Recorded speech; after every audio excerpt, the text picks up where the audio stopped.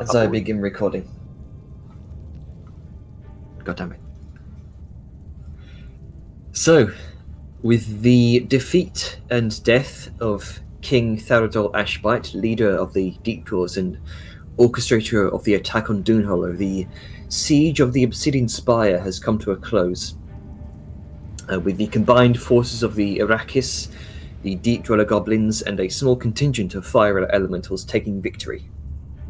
However, it's not over yet. There's one last thread that needs to be extinguished. Talks were had among your retinue of allies. Fliz, Dainin, Tara, Phanis, Tora, and Dilara, most of which decided it was best to stay behind. Tora, as Princess of the Silver Kingdom, thought it'd be best to see this through and destroy whatever might be this Necrathis, what might be a threat to her home above. You decided to take rest amidst the tower barracks. However, Lisker and Grunker's dreams were wrought with terrible nightmares, as the visage of Necrathis revealed itself to them, speaking of the anticipation it felt for their arrival, and how, just as planned, you led Vadmir right into its grasp. Finally, it spoke of its watchful gaze that would be with the both of you, every step of the way. You all awoke, rested, some less than others, and eventually decided to make your way to the ziggurat that Dainin mentioned was the most likely way to find the occupied Mindflayer colony of Shoggoth, where this Necrathis has likely made its lair. Before you set off, Grunker looked upon his people carrying out burial rites on those fallen in battle, and gathering a crowd, gave an inspirational speech, decrying their associations to the malevolent green-skinned goblins who enslaved their people for so long.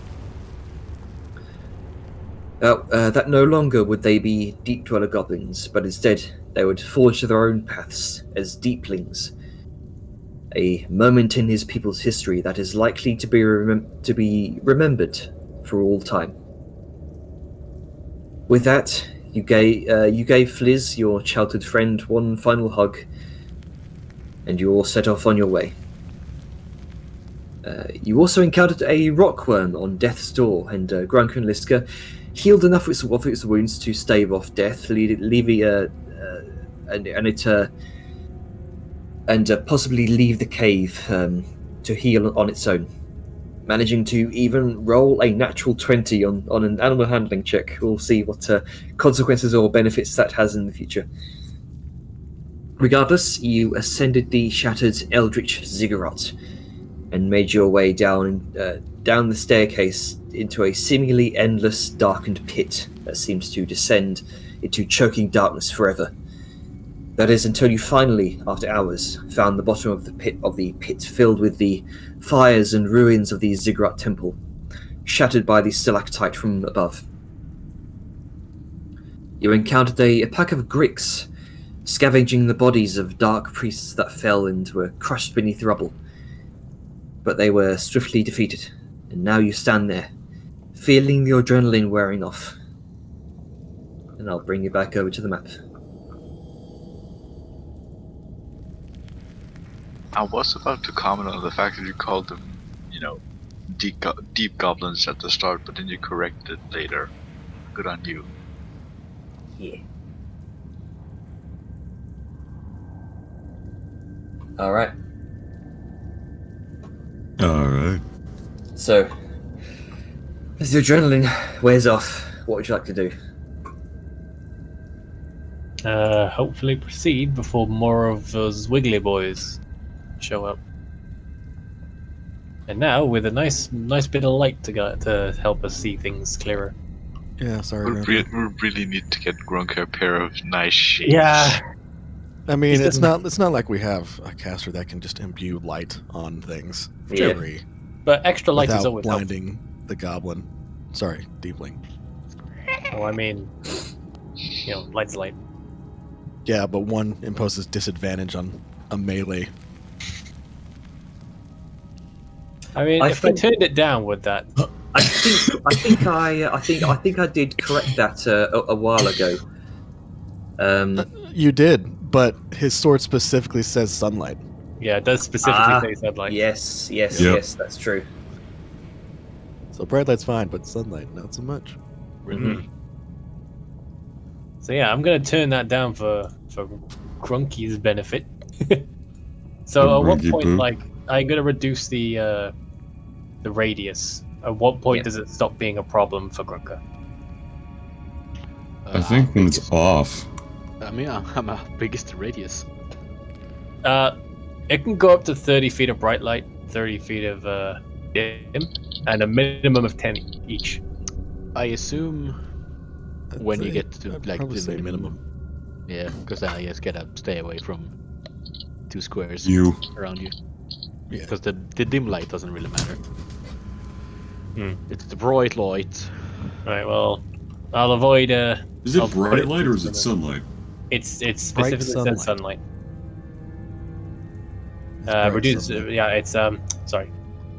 Blade emits bright light in Oh, if I 15-foot updated radius. that. Dim light for additional 15. That's the basic it starts at, and the light is sunlight. Yeah, he's I not didn't know updated. I updated that. Hang on. So yep, If it starts at 15, I can so reduce it to 15 10. bright, 15 dim, then he's got to stay at the 4th square away from you at all times. Well, I mean, I can reduce it to 10 of bright. Ah. Yeah. I thought it was I can 15. reduce and expand the radius. Still, Actually, wait, no, it is. It does say direct sunlight. It doesn't say bright. Yeah, so you might want to update that, Gronka. Yeah, I realized I probably haven't. What's the correct wording? It's let's see. You have disadvantage on attack rolls and wisdom perception checks that rely on sight when you, the target of your Where? attack, or whatever you are that. trying to perceive as in direct sunlight. Right. So Just actually, under the racist channel in the Discord. The racist channel. Racist. Mhm. Alright, so actually, bumping that down to interestingly 10. enough, that means even the dim. Yep, Wait, really? Dim because sunlight it is is enough to blind it. sunlight. Yeah. It does doesn't not say- matter how doesn't say bright bright. it It is. just says direct sunlight. it's still Think of it sunlight. like the ultraviolet rays. Doesn't matter if they're bright or dim ultraviolet rays. If he doesn't have the lens over his little eyes, right, to deflect, he's still gonna get totally blinded by them. Does this mean you Weird. could use a sunblade as, a sort of UV light lamp for, For I mean, it's terror. gonna suck vampires up, so fake bake. come at us, right? yeah. You could probably grow plants under it. I mean, yeah, you're not wrong. It has a myriad of. I could I run my forge on it? Yeah, possibly. I think you does- could I just like hang the- it above. Let's Yeah. theorize that later. It is sunlight. Focus on Yeah. not blinding Grunk. Yeah. Yeah. You can Now you I can like to reduce- think that Velm's gonna end up very tan. Yeah. I mean, he's And already also Just on a Yeah. specific side of his body too, which is the fun part. He's Yeah. pretty Yeah, tan already. it's like when you get the driver's side arm tan. Oh. God. All right. But anyway, let's get back to the game. Yeah, but before we start veering off topic, All right. Liska's just gonna do a quick cursory looting of the Grix and the bodies that they were fucking up. okay. So I should probably You pull up also the seem to recall something about Grix. Something about Grix that you remember that was mentioned before you descended into the mines. I mean, maybe, but me as a player does not.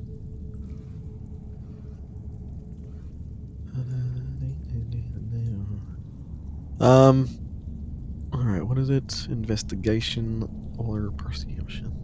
Investigation. Lisk would Investigation. I got. Oh, hey. Okay. Yeah. Oh boy, Grix.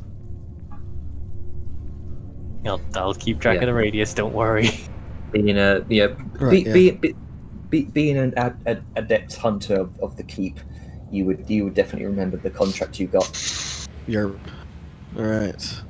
It's just been so long. Yeah. Yeah. Some Then 30 yeah, sessions. like what, 3 months, 3 or 4 months, like Yeah. in real time. Back when we didn't have a pandemic. Yeah. So yeah, so I guess she'll do a quick cursory. Did I actually roll or did I? Okay. Just a quick cursory look, and then with a 12, yeah, and then do her survival things for Jack. Could I help with that? Sure. I help with that. All right. So, with the 12 investigation, you don't find much in the way of valuable items on the priests themselves. They're not very not very well off in their lifestyle. They're giving up all their possessions to follow this priesthood. All right. Okay, and then I don't know how I Make close your it. survival checks. Actually, this would be Contract for Grix. Okay. yeah. So one survival check for each. Okay. Tentacles, beaks, and then find some eggs. This isn't Alright. something that's rushed, right? No. Okay, Though well, Grix are fairly simple to harvest, but it does take some time. Jesus, what the if fuck? it's taking Bling, bling. time, Okay. guidance. All right. In that case, I will activate guidance before I roll. Please do. And just Yep. assume that before each one, you're going to go ahead and get a guidance. 13 13. for tentacles. Okay, so you managed to get at least six tentacles. Right. Then what was that? Beaks. Hey, there we go. Oh, 32. very nice. You get you actually get double the amount that's there. Four beaks. All It right. had extra beaks. Four beaks plus the much larger beak from the Alpha Grick, which will probably go for about 20 gold. Shit. And then eggs. I don't know if they have eggs inside them or if there's some on their back or just around. Okay. So, uno más. You've dealt with being an 31. experienced hunter. You've dealt with Gricks before. They are scavengers, more of an annoyance than anything. That most common folk are terrified of. But you as a hunter, nah, it's nothing to you. You know typically how they form their nests. Typically under tight crevices and cracks in the earth, small holes in the ground, and there are plenty of small crevices that you. Sometimes you even just guess, just sticking your hand in, only to meet with these slimy, slick orbs that you kind of delicately pluck and bring out from cracks beneath the rubble. And you do manage to find 27, 28, 29, 30, 31. You managed to find about 20 eggs. Nice. Let me. Such high rolls. Yeah. Let's get represent. I really like the fact that your first survival check was like, alright, it's low, and the guidance was in that one. Then the subsequent two roll, you roll pretty much the highest you can get with a max guidance Yeah. each. Jesus Christ. That's how this could do. I just find it just mildly curious. So note down those items and the number of them, because I'm probably going to forget. Yeah, I'm doing it right now.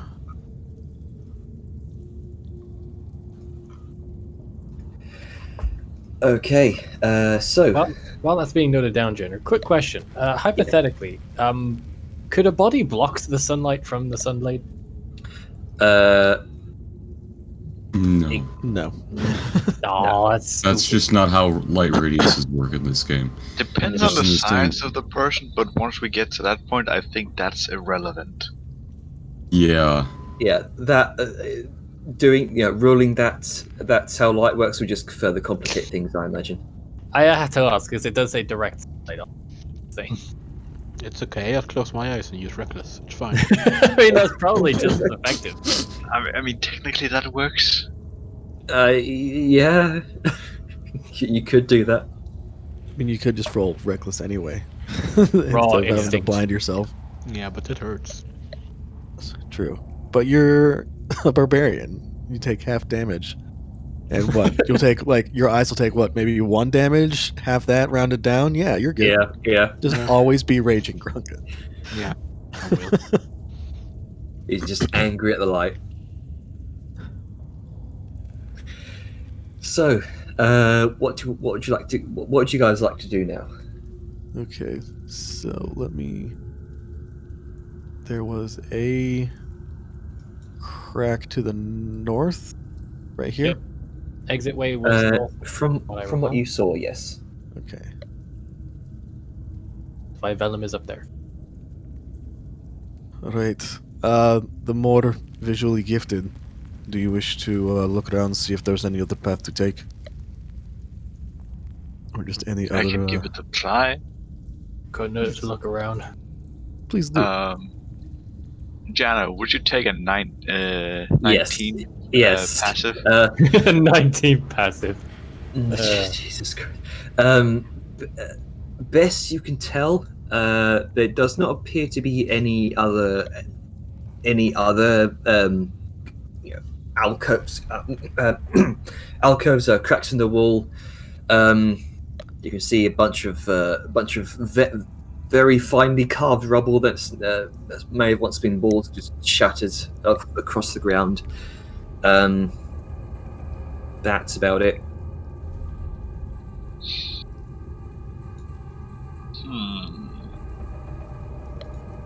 So Doesn't look like there is any direct other way besides south points to the crack in the wall northwest. Other than that, All right. Okay. Onward. think you can fit in there? I'll try.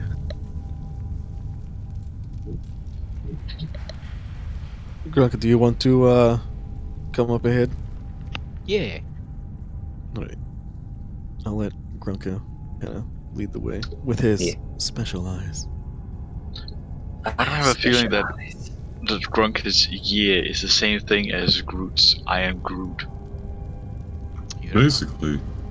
I mean, I heard a lot with it. I mean, it's a racial thing. It's part of a racial trait. Ajay, you going in back? I will, of course, stick with the party. Okay. Tora's gonna head up the back. Yeah. Just keeping an eye out behind all of you. Perfect. That way I don't have to be afraid of being in the very back and getting fucking yoinked again. I mean, it does happen more often than you think. Well, I don't know about more often than you think, one on account of it happening to me once. Well, I mean, it happened to me as well early on. Yeah. Okay. So taking up your positions, keeping an eye out. Sayun is taking care of that. You begin to make your way slowly through the narrow, cramped tunnels. The choking darkness seems to relieve you of its presence for now, and the light seems to shine brighter here. From Vellum's blade. You twist and turn and continue your descent for another 15 minutes, half an hour, before the tunnel itself seems to widen up, opening up into looks like an empty space, darkness, some sort of massive cavern.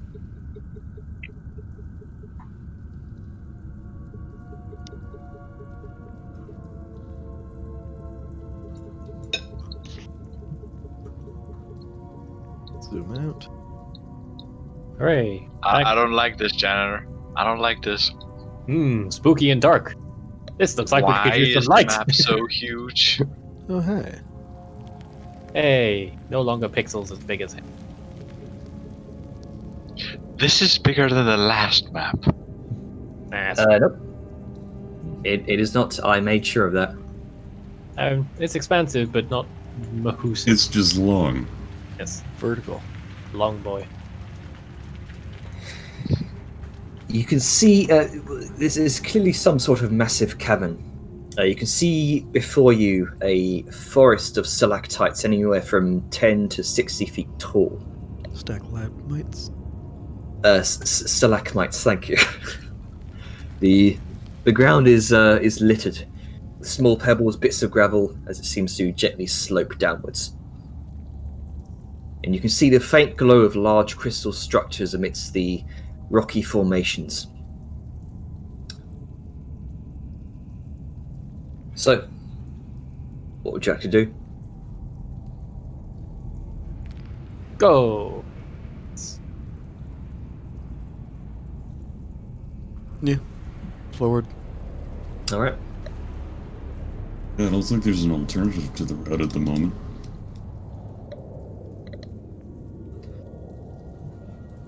As you venture closer to the crystals, they seem almost reminiscent of the crystal you saw rising up from the top of the tower, as well as the same ones you saw floating within the dark library.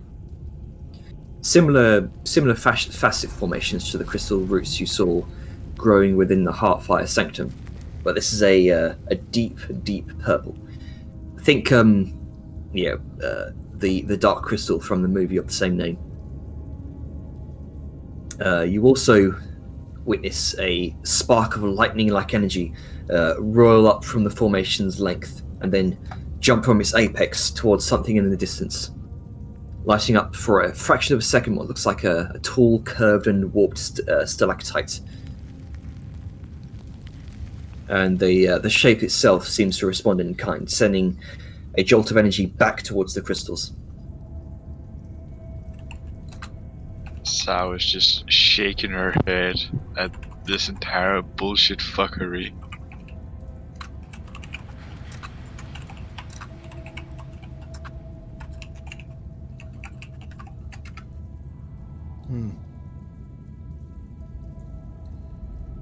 I don't like this. This is odd. Like, really odd.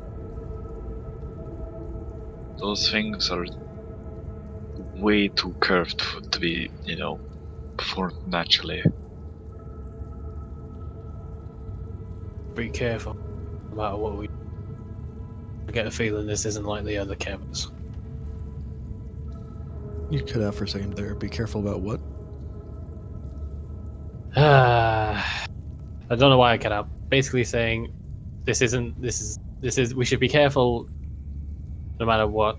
This is likely not like the other caverns or something to that effect. Okay.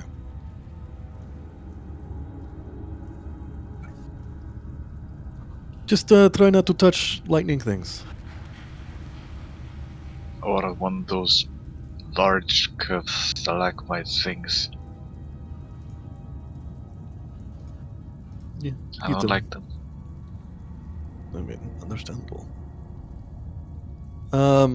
Does the purple look reminiscent of the purple that the sentries were made out of? What the stone? Yes. It doesn't Like seem. the floating orbs, did it look like it was possibly made out of this material? Doesn't seem to be the case. No. The sentries were clearly made from some sort of stone, like a granite or some such. This is crystalline. Does it match the material of the waystone in the doodad? It seems similar, less and less hewn, less refined. It seems as though quite possibly the crystal within the strange twisted waystone that Vladimir went through, the crystal kind of suspended within that may have been made from this material, and quite possibly enchanted.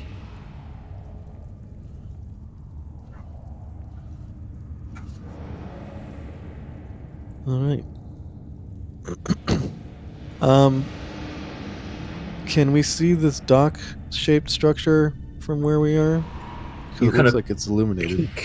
You kind of peek between the forest of stalagmites. So you can indeed see what looks like well, first of all, you hear the sounds of waves lapping against the shoreline, and as you do look past the numerous stalagmites as if looking over tree lines down into a valley, you can see some sort of water's edge illuminated by large torches. What seems to be some sort of massive subterranean lake opens up before you and disappears into darkness beyond. You can just barely make out the edges of the cave, highlighted by these pinpoints of firelight. Possibly more torches lit by those who came before you to outline this tremendous chasm. And you see what looks like pinpoints of light sat on top of the surface of the water at certain points throughout. It's difficult to make out what they are.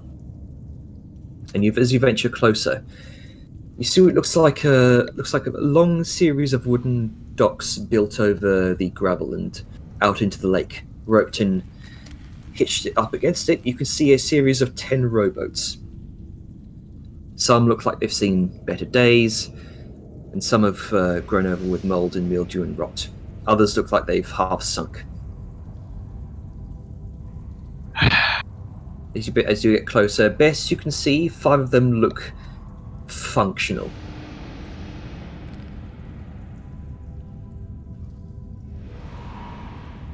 Okay, so we have 6 people. Let's see, all of us and then Tora. So, Liska, I'm pretty sure, gets a boat to herself. I mean, yeah. kind of a given. Yeah, Probably I mean, fit, otherwise, do you want to sink?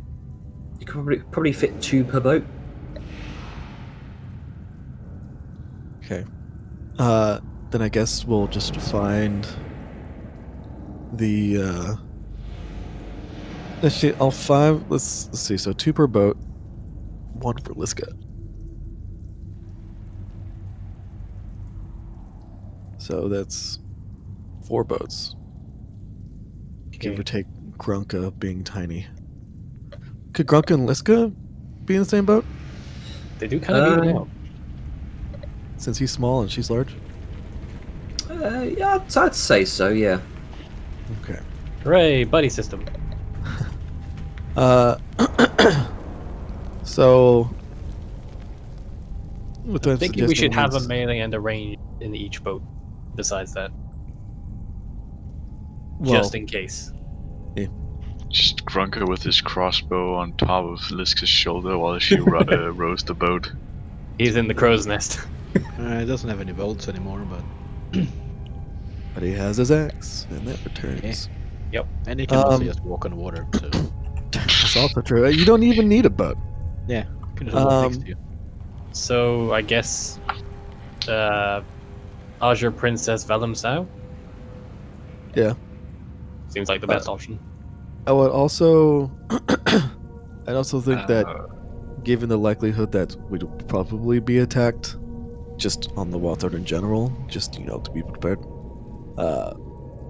Let's have some rope and tie it to the back of some boats. So, like, I don't know, I can carry an extra boat with us, or drag along an extra boat, and maybe someone who's athletic can do it as well.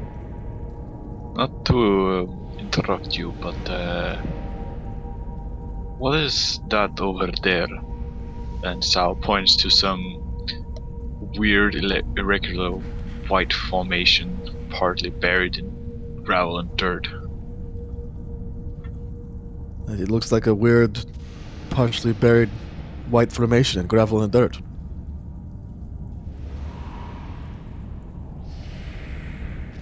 Sal just looks to Liska with this sort of, yes, I'm aware, but what? I don't know. You were the one that saw it. Fine. Does it look like... So, can we get some more on this, Janner? Like, I guess Liska will walk over with Sal or something? Okay. You venture over, see something partly buried in the gravel and dirt here. And initially, it looks like a large white boulder, but as you get closer, you can see clearly what looks like a mound of bleached white bone. Some sort of remains of a particularly large skull, just poking out of the gravel and silt. Difficult to see the rest of it. It's currently just what looks like some sort of cranium, How just big? poking out of the silt and dirt. How big is it? Pretty big, about I'd say 4 feet diameter. Jesus. Does it look humanoid? It's difficult to tell. It's literally just some sort of cranium. You know it's a skull, but you don't know Can type? I make a survival or nature check to see if I can piece together, like, bones style? Sure. Go ahead and make a survival check to try and scavenge what you can, try to piece what you can together. Okay. So you start. Meanwhile, I do have a question. Yep. Is it Liska-sized big, or Sao-sized big, or Grunker-sized big? It's 4 feet in diameter. The skull. Yeah. So Okay, it's so Grunker could like- feasibly fit inside. Balled up. Still, Like that's it- big. Yeah, pretty big skull. You can only judge its size by sort of guesstimating the sort of curvature of the skull. But as you start digging it up, more of the shape becomes clearer. You do get a better look at it. Whatever this thing may have once been was clearly not human. It's sloped to a point and bears striking resemblance to the remains of a massive 4-foot fish skull, but there's no jaw, and the eye sockets aren't where they should normally be. That's nice. And Oh, it's just a fish. there's what you can see. There's 3 sockets in a vertical formation near the front of the head. Wait.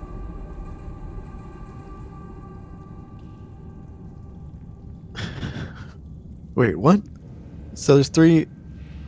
Okay, I'm trying to So curious there's about whether or not, because I suddenly got an idea of what it is, but I don't know if Liska would. Okay, so 3 vertical sockets along like the top of its head. Doesn't have a mouth. it's like 3 sockets stacked on top of each other, kind of three vertical. Okay. I don't like where this is going. Yeah, I think I know what it is, but Liska doesn't, so it's gonna be fun. yeah, I know what it is. Damn it. Okay, good shit. All right. It's a shark. I mean, it could be. I don't know. I haven't seen a shark with that before. What's a shark? you not did you just say it was a shark? No, I mean, I've heard the word before, but I don't think I've ever seen a shark. Now that you say that, I don't think I have either. No. What's a shark? Does anybody know what a shark? I'm just kidding. She probably would since she's been on about a few times. It's Yeah. like think of like a really big angry fish, with like a mouthful of lots and lots of teeth. Oh, I see. So imagine like you, but like underwater and with little fins instead of arms and legs. Oh no. And about 5 times as big. Oh no. And more teeth. I hate the Hey, ocean. So we got more to worry about. I mean, I've seen sharks. I've seen sharks before, but with eyes like that, you sure? Yeah. Oh no, we don't. It's not a shark. Like it's not. Sharks don't have eyes like that. Their eyes are on the sides of their head, not on top. Well, Let's just I mean- be real here. Whatever the hell it is, I don't want to find one alive. Yeah, well, it's dead, so obviously it's not doing too good. But that usually means something more powerful killed it. So just let's keep that in mind. I mean, I've seen whales beach themselves. Maybe the thing did the same. I mean, yes, it could make sense. I mean, have you ever seen a whale with dinosaur just gestures to the eye socket thing? Eyes like this? No, but if there is anything I've learned through my readings on the animal kingdom, it's that certain species do behave alike. And I mean, look where we are. And let's get just kind of motions around. It's like we've seen a lot of really weird shit. Oh, that's true. So maybe it's like underground whale or I mean- shark. You are right, and Sar just gestures to the giant body of water next to them. It's not every day you find a body of water this large on the ground, nor this deep, True. And I Or- mean, this open. Sar just sort of looks up towards where the ceiling is. Gainer, Mm-hmm. Grunk is gonna go up to the water's edge and he's gonna taste it. It's very salty. Yeah. Yeah.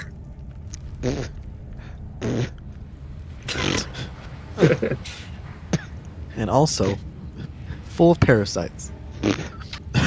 Yeah. You can taste the parasites. It's also as you kind of rub your fingers in it. It's also a little bit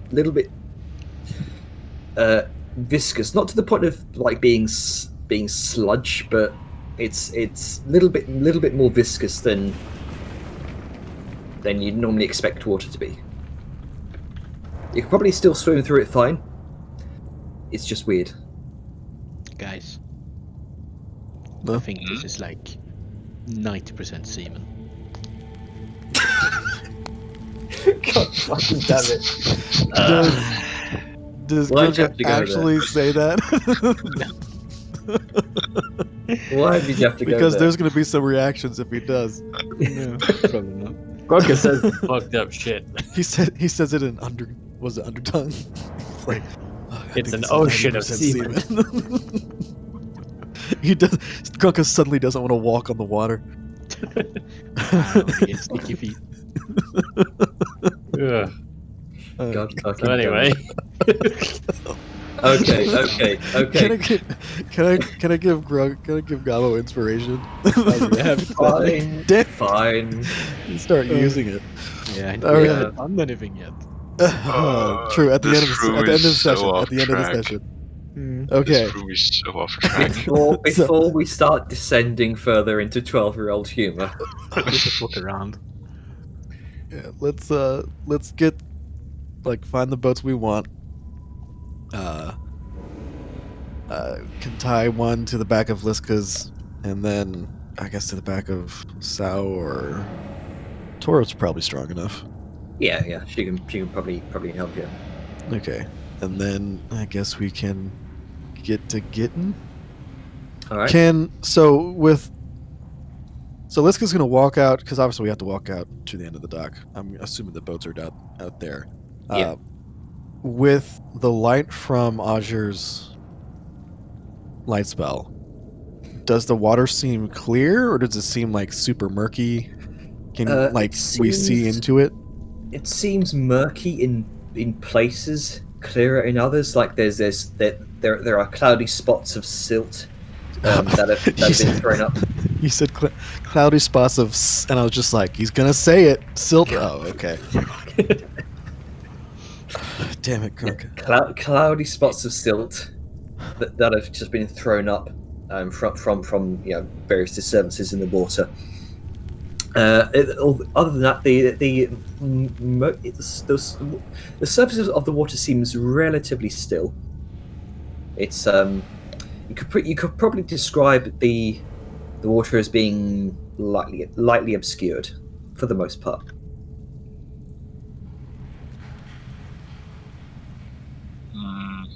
The light doesn't quite reach the bottom.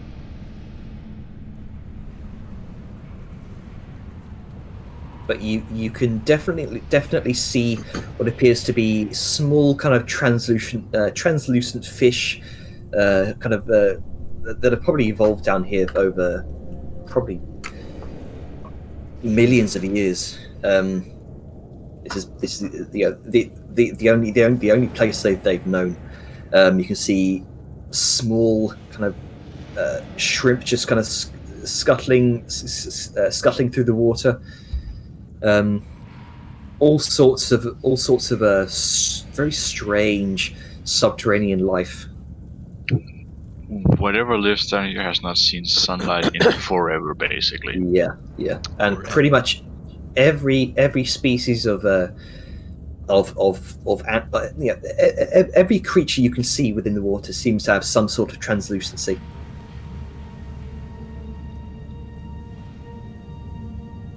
I could fuck up so many right now. Never seen sunlight before. Oh. Yeah, and as Vellum approaches the docks, you watch as all of the life beneath the water just scatters. Oh, into it's darkness. not active right now because I didn't want to blind the poor Grunky. Oh, right, okay. Speaking of, maybe we distance the boats out just enough so that Grunka isn't in the radius should we have to fight anything. I mean, that's up to you. Yeah, I figure that's probably the best solution. Like on either ends of the princess boat. Yeah, princess in the middle, you on one side, us on the other. Yeah. So, is Grunka gonna walk on water, or is he gonna stay in the boat? Probably gonna be on the boat, but if we ever have to, it's gonna sit by the edge, because probably not a good idea to be so exposed. I just had the mental image of if we ever meet somebody out on open water, Grunker's just gonna hop off the boat, run under the water towards them, screaming. I mean, that'd terrify me if I was a pirate. Oh yeah. All right, so Liska's gonna use her rope. I think she has two 50-foot strands. Sao also has a lot of rope. Yeah, so we can do that. I actually got 3 sets. Oh, nice. Rope But for we only everybody. need to. Yeah, we're only pulling along 2 spares in case something happens. So. Well, do we want to tie ourselves to the boat thing Oh. in case we fall in or get knocked off or something like that? Can anyone here not swim? I feel like everyone can swim, but whether they can swim well is a whole other I mean, thing. I'm not wearing I can have heavy that way armor. swim speed. I think. And also fighting in water is a bitch. Yeah, I imagine but a rope's not both gonna help with you and Tora, who are the ones wearing heavy armor, you'd probably be at the most disadvantaged when it comes to water. Excuse me, my armor's not heavy. Yes. Remember, it's Mithril. Yeah, that's true. When's that Actually. token coming, Jenner? Yeah. Eventually. So if that's, I mean, because Tor is also wearing mithril armor, so Oh. neither of so neither of you would be at disadvantage then, because then Oh yeah, she wouldn't be heavy. good shit. Perks of magic armor. Yeah. Very expensive magic armor. What do we got from that guy? Adventuring. So you'll begin to tie yourself, tie your boats up to each other. Or not Alright. necessarily to each other, but we're two of the boats that are occupied will have Okay. a singular one getting towed behind them. Okay. So those are just spare boats, yeah. Yeah, in case anything happens, in case one springs a leak or anything like that. Okay. So you got 4 boats. There was a six functional. No, hang on. There was There's a five functional functional boats. boats. 3 Yeah. are occupied. 2 are being towed. Okay. All right then. Let's settle down. Hmm. Do you want to divide? I mean, knowing you, Jenner, do you want to? Yep, there you go. Okay. So who's in which boat? Liska and Grunk are in one. All right. And I think it I'm not was sure Arger. who I'll be going with. I think Ultra and Princess because didn't he probably want to keep her safety in check? I'm sure there was a sentence there that made sense, but my mouth could not convey it. Yeah, it was ranged and. Yeah, ranged and melee regardless, but I feel like Arger has more personal. I mean, I don't know. fucking Archer has more range than me currently, so. But yeah, that's just Balth, do you want to sort of am I in the right thinking that Arger would want to stick close to the princess? Yes. I'm just making assumptions. Didn't want to go Okay, I'm gonna shut up now. My brain is stalling so hard, and I need to just Oh damn! 300 feet. Nice. Yes. So I guess if anything spooky comes out of the water, I'm gonna blast it. that he can see. This is true. Yeah, to this whole time I'm gonna be readying an action that if anything hostile comes within slicing range, I'm gonna slice the shit out of it. I mean, Alright. you just worry about, steering the boat. I'll do the range. So Yeah, but come up.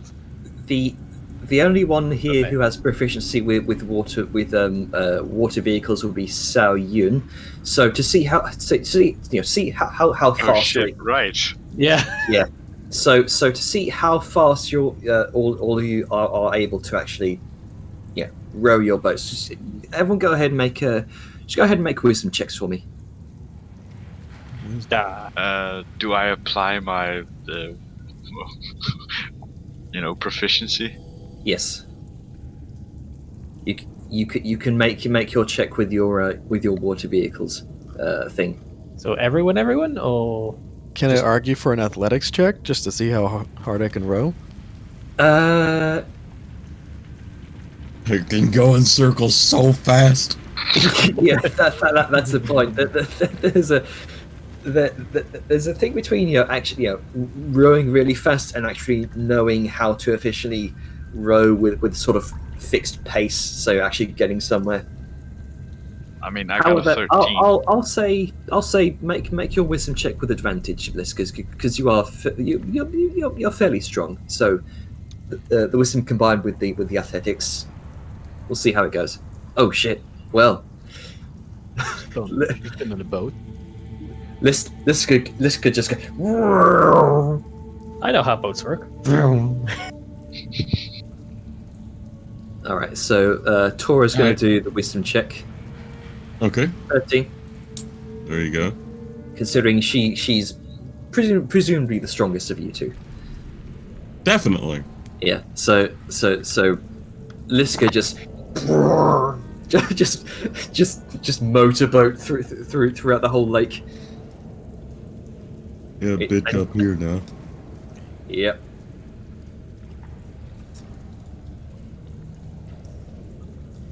All right, so venturing out into the lake with your sources of light leading the way. You're finding it more difficult than usual to row through it, the lake at times, but you continue on, and the water is relatively still as your rowing kind of disturbs the surface, causing ripples that ebb and seem to ebb out into the darkness beyond the range of your lights. And after a while of rowing, you begin to you're nearing some sort of pinch in the cave where the walls become narrower.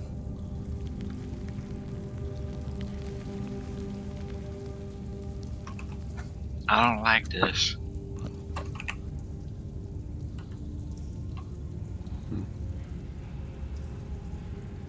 Just keep your wits about you, that's all. Hey, look up. Don't need Sila coming down and taking some people. Vellum, with you've got your sunblade out, yeah, with the light radius. Yeah, once we're in the safe range away from Grunky. Okay. So actually, no, come to think of it. Jinner, being from a port town, would I know anything about things that attract fish? Like people might have certain lures that glow or something like that. In some cases, some enchanters have managed to are capable of enchanting some lures to make them more attractive to fish. To say like a small glow, if you will. I am not turning my sword on. Until we get attacked, it is not going on because I am not making myself a fucking target. Okay. I mean, well, these fish are blind. All the ones you've seen so far. Yeah, but anglerfish. Certainly so. Sao turns a bit to Vellum, still looking at the water, but still sort of, making sure that he's actually getting what she's saying. I think we might have company. Oh shit. Gonna steady his feet on the boat, sort of crouching low so it's harder to be knocked off the edge. And just keep an eye out for targets, because, shit. Alright, make a perception check. 25. 25, okay. Good to know. Continue. The next highest you could get. Yeah. You continue rowing on for a little while longer. And getting in close proximity to the boat, you can see shapes breaking the surface of the water. Small stone platforms. One of which you narrowly managed to avoid colliding into.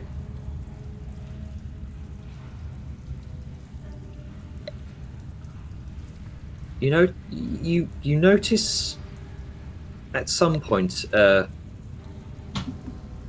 you just peer over the edge, you notice it's not just a platform, but the top of a large ziggurat-like structure that seems to extend down into the murky depths. So, there's a building down. Don't know if it's anything to do with what we're here for, but figure I'd bring it up. This is to everyone, so everyone's aware. Just watch where you're rowing. Noted. Out of curiosity, I'm going to light on a copper coin and bloop, drop it down. All right. Oh no. It drops into the water, and as it floats down, you can see more of these ruins jutting out from the lake like looming monoliths. And the light from the copper coin seems to illuminate through the slowly clearing waters. Looks like a tremendous number of ancient-looking structures and half-ruined, sort of half-ruined small ziggurats, anywhere between 20 to 60 feet tall. The depth of the lake itself seems to follow a similar pattern. As at times you can catch the bottom silt of the lake with the light. However, you find yourselves having to avoid more jagged and shattered ruins lurking just beneath the surface. As you look up and see one of them, one particularly large series of outcropped jagged columns, you find yourselves. The current seems to take all three boats within them.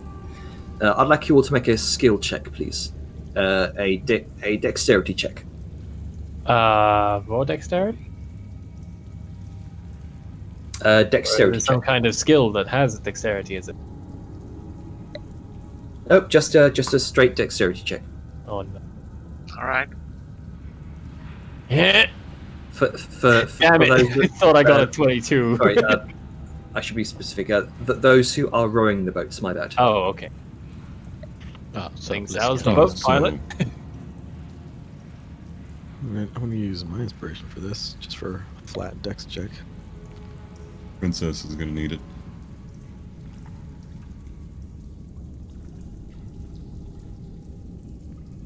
There you go.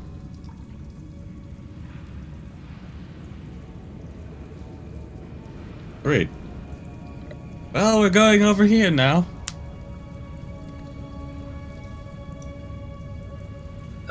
So, Saoyun, your okay, natural 20 for the boat for your boat. Liska, No, it's a 14 6 for your for their boat. boat.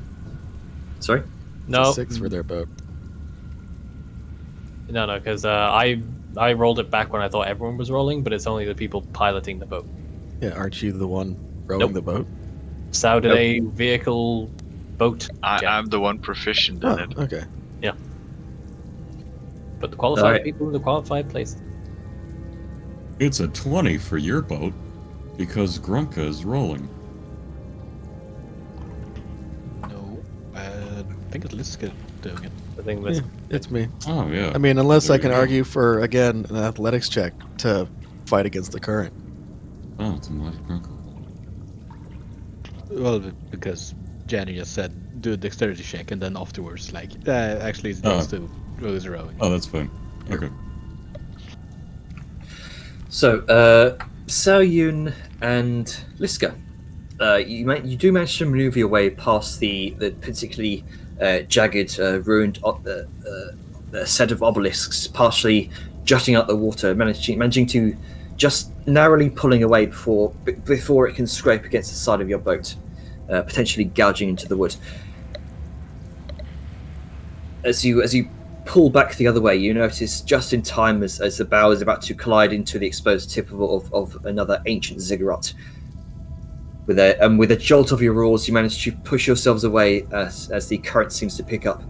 However, Tora is being unfamiliar with rowing a boat. As dwarves are not known to venture on the high seas. She Or fly. She unfortunately, as she tries to pull back the other way, she watches the bow collides into one of these ancient structures. The silt kicks up and clouds the waters as you begin to as your boat, Aja, begins to take on water, and part of the boat is now impaled on a submerged, jagged wall of this ancient structure.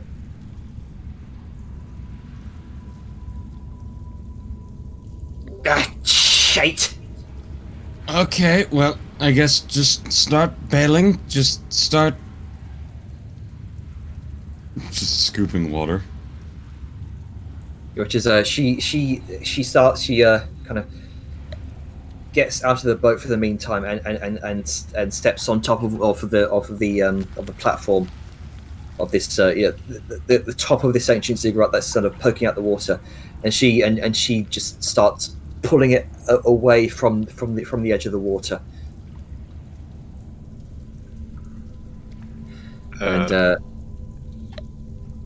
Sa would like to touch her earring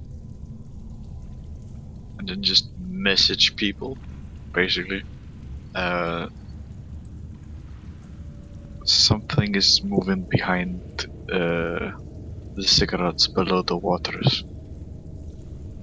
And this might be the same thing as the skull we saw.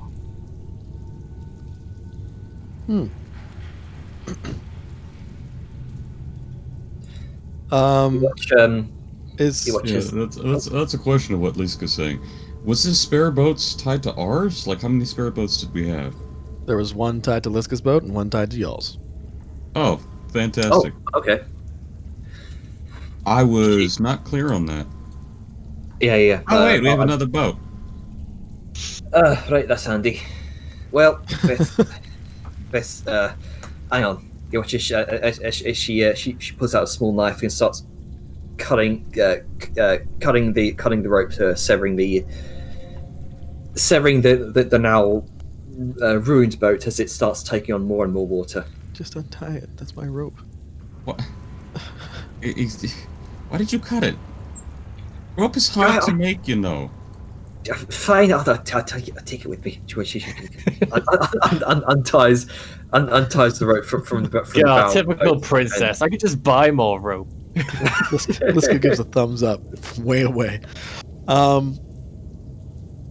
Also interesting that the two people who don't have earrings are the ones that are stuck. But question, the top. So, from what it sounds like, there's tops of the ziggurats poking out of the water. Yes.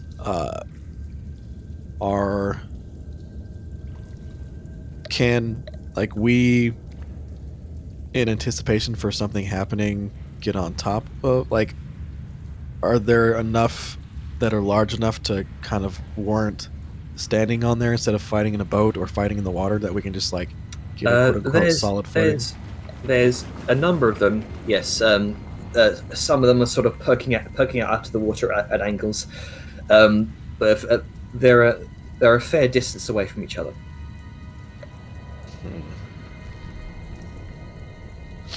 Cigarettes are pretty big. How, like, wide are they? Like, how many people could likely stand on top of one? On top of one? They're about, let's see, about 20 feet. The very, very, very top, about 20 feet. You can indeed see the top of this ziggurat seems to be illuminated with a number of torches, which is probably what those lights on top of the surface of the water you saw earlier were.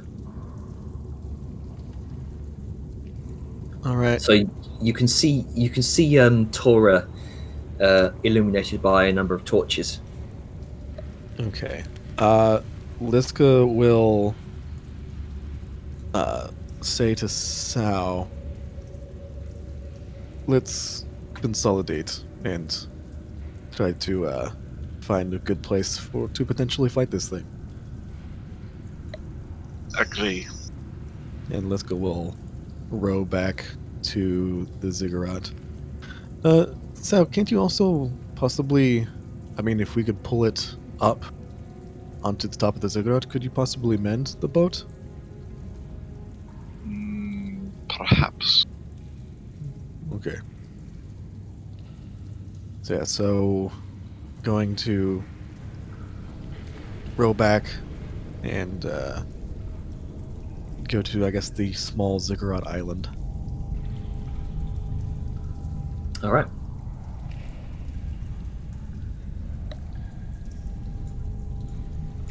So eventually, one by one, you sort of meet up at this small island of sculpted stone. You can see what looks like moss has grown over parts of it. You can see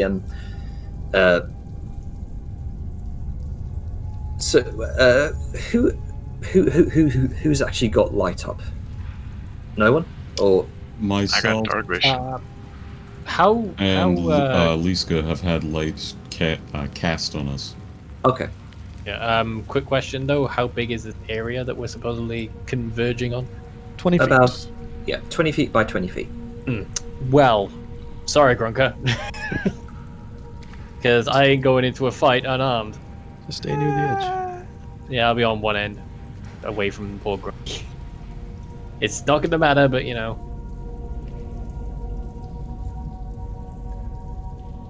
But yes, lowest light level, which would be 10 foot of bright, 10 foot of dim. And I guess Liska will, if nothing happens immediately, pull the sinking rowboat up on top of the ziggurat so Sal can get a look at it. All right. You haven't. These robots are pretty sizable. So it takes up about a quarter of the entire platform here. So you all kind of have to shuffle your way past. Well, can Liska kind of flip it over and then, because just the prow hit, right? So can she flip it over and just have like the front part where the hole likely is? Yeah, sure. So take up less space. I mean, Liska is also big enough that she could basically hold the boat while That's it's true. still like rear end in the water. True. Still, just take up less space. And while letting Sal do her thing. Also, I don't think I can mend an actual hole in wood. However, pretty sure Tinker's tools is also meant for quick repairs. Yeah, I mean, is the hole less than a foot by foot square? I mean, combined with mending, I can fix pretty much anything with the right tools. It's a pretty big gouge. You can repair it, but it'll probably take a bit of time. I mean, the only reason I ask is because, like, if it's less than a square foot. My professional opinion, ditch this boat, take one of the others. Well, I mean, again, Jenner, is it less than a square foot in size?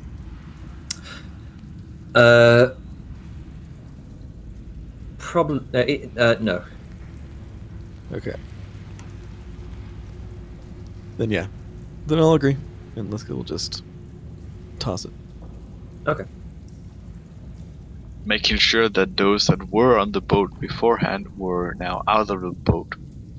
Yes, because Liska's gonna toss Tora and Azure into the like. Well, back into the You're boat. all useless. Go. Ah, yes. An assisted cannonball.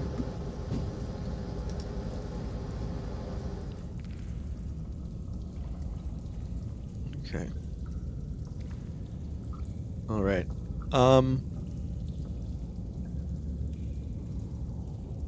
So, can you see the creature? Do you know where it is?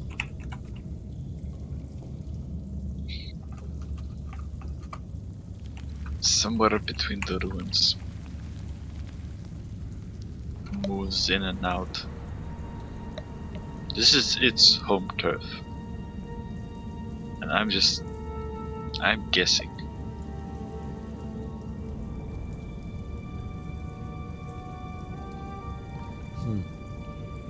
Well, does it seem to be circling us, or does it seem to... Was it like a passing interest? I'm not sure. I mean, you're asking me to try and tell the nature of the creature that I've basically just seen. Hold on. Quiet. Shit above us. I'm gonna look up what is there, Janer. Swear to God, if it's one of those things again. You see, Vellum, two large shapes that seem to be shifting among the relatively low ceiling here. You watch as they both detach and splash into the water. Alright, so they didn't drop on us. But it's definitely things up as well as down. Well, that's And they both seem to splash about 50 feet off from your position. Right, that's then, lovely. What were they? couldn't It make was- it out. It was, I mean, with a 25 perception. I haven't rolled Thanks. anything. No, you rolled 25 perception earlier, so I'm just carrying it over. Oh, like half an hour ago in game time? Sure, I'll take it. Fuck it. Best you could tell, they seemed like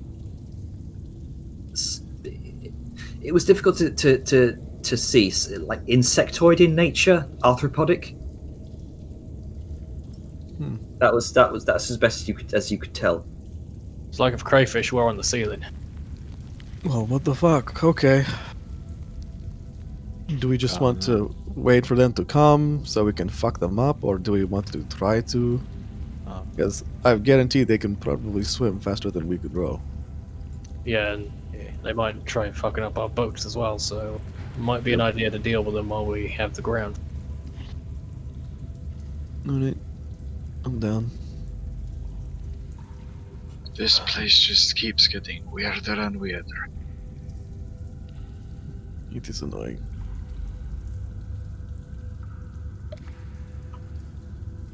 Maybe we should have brought one of the Arrakis with us.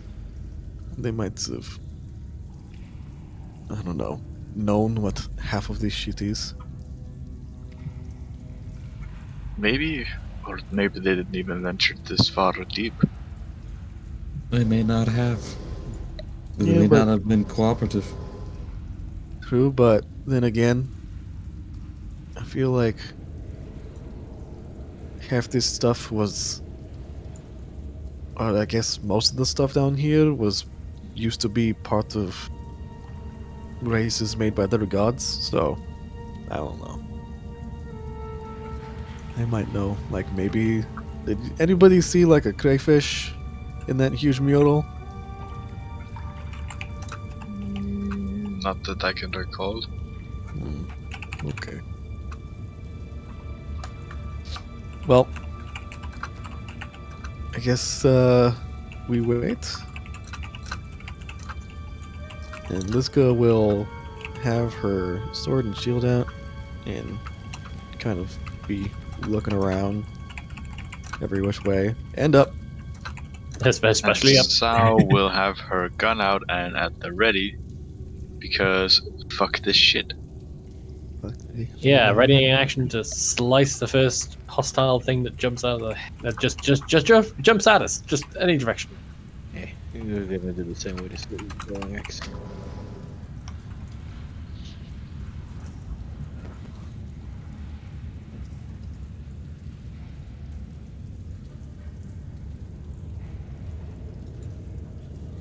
Jana, was I meant to get that? Yes. We do have a ridiculous path. Good. I don't like that. I don't like the way you described that. Ugh. All right, I have it too. Thunk! Mm. Some sort of enormous harpoon impales Grunker in the side with a 25. Ow! I need you. Grab I it. need you to make a strength check. It's these fuckboys again. Check or saving throw? It's a strength check. You remember that time Fallon fell in the water a lot? It's those guys. Wasn't that a save back then? This would come under a save, and I believe it's it- contested checks. I think it's a specific creature thing. Yeah. Alright. All right. You watch with a natural 20. You watch as Grunker is yanked off of the top of this ziggurat and plummets into the water. Grunker, you see in horror as you come face to face with some sort of translucent, skinned Mero. You've seen you've seen these creatures before. Janner. Does He the- still has the ring on. He doesn't go beneath the surface. That is true. Fuck. They chose the wouldn't one know that. person. Of all Yeah, time. yeah. They I think they that- they wouldn't know that. So I think you want Yeah, you, this you is- watch, you watch his Grunker just tumbles across He's like the a surface of the fishing water. bobble. And you see just beneath the water the face of a translucent deep water Mero just glares back at you and growls in anger. Oh, you again. How much damage did I take, by the way? Let's see. You took 9 points of piercing damage. How close is I will bring you over to the map. Oh, debate on me. You had a map planned for this? Of course. Of course I did. Yeah, it's the only land source in ages, and creepy shit was spooping around. So, I am straight. Okay, I need some information real quick. How deep are these individual tiers? Individual tiers are about, let's see, About you sized? about. This would be about 10 feet deep each. Okay. So 10 feet from the next tier? So I'm guessing we're what, like So- 5 feet up? So it's let's 5 see, feet underwater?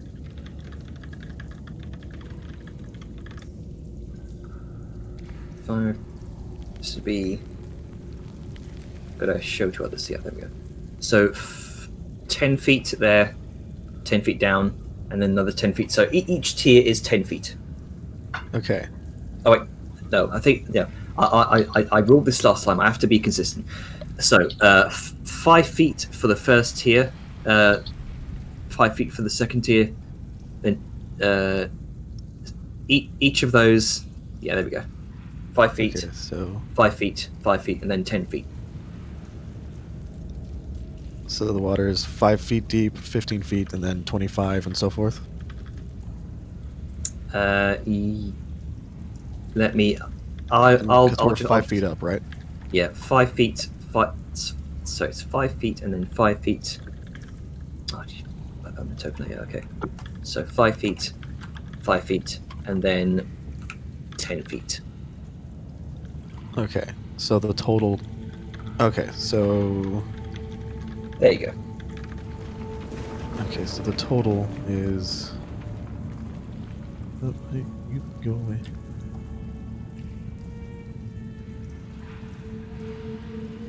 Why isn't it letting me do? There we go. Okay.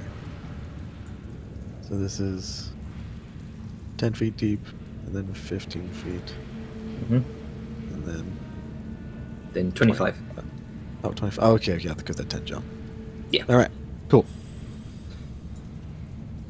All right. So continuing the Mero turn.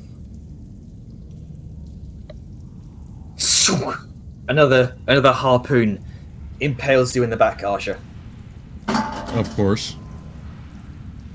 and I need you to make a strength check. Oh boy. I'm sure that they'll still hit, but just in case they didn't, can I use a reaction to do a warding maneuver? You can. Okay. So that makes it 11. Okay. So add 3 to your AC. So his AC is 13, so it misses. It misses. Hey. You see Grunker get yanked, and then hear the whistling on the wind behind you. You look over just in time to see another harpoon careening towards Arja, and you use your shield, bang it out of the way, ting ting, and it splooshes into the water. Oh, thank you. Be careful.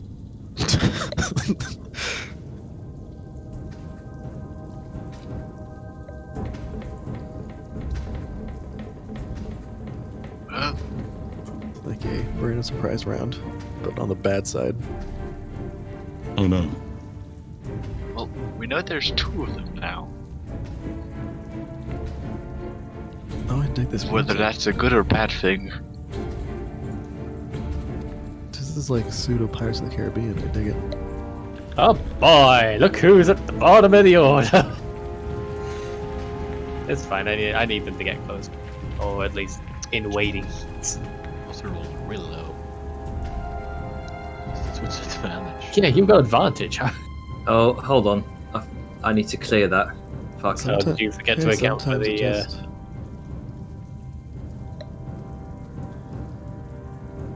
So, Oh, yeah, I also should so be. first was Tora.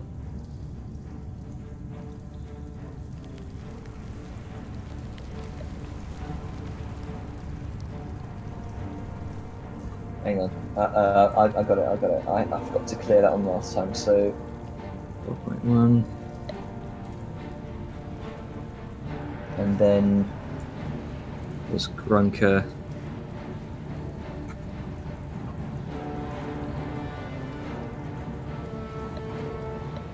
Arja went thrice on that.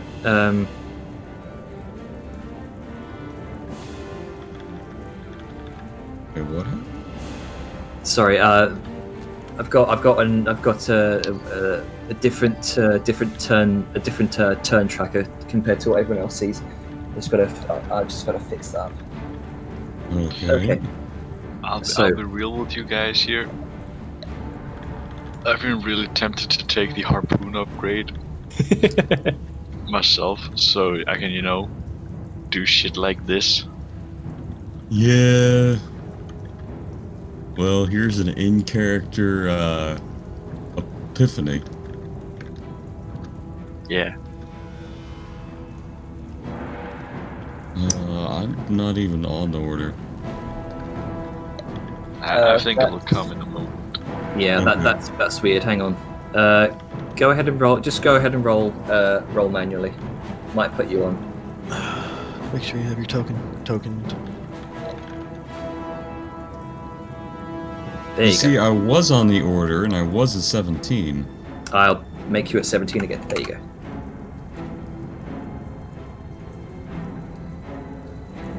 Okay, so Actually, Arja and excuse me, I need to verify. I was below Tora. I was at 14.11. Tora was at 17. okay, I so don't want to cheat that. we'll just put you at 16. Same turn order, just different number. Fair. All right, so Tora goes first. She's going to ready in action to say Sacred Flame, the first hostile creature she sees within range.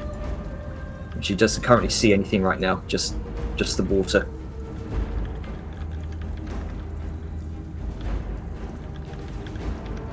All right, Arja. Can we not see these guys? The water is like I said before, it's lightly obscuring them. Lightly obscuring. Alright, so I can't see them.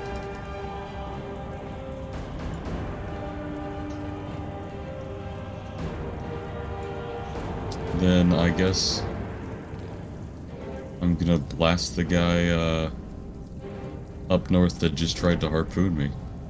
All right.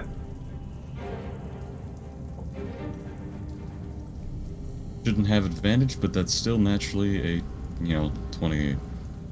That hits. And here's this 6. Okay. And that hits for a total of 14, 15, 26. 26. Nice. You know they say modifier is king. Yeah. You watch as the divine blast careens into the water, and there is a dull, shimmering thud as it briefly lights up the area. You can see it's definitely hurt the creature. Great. This guy. I'm gonna use. Oh, hold on. Sorry. Go ahead.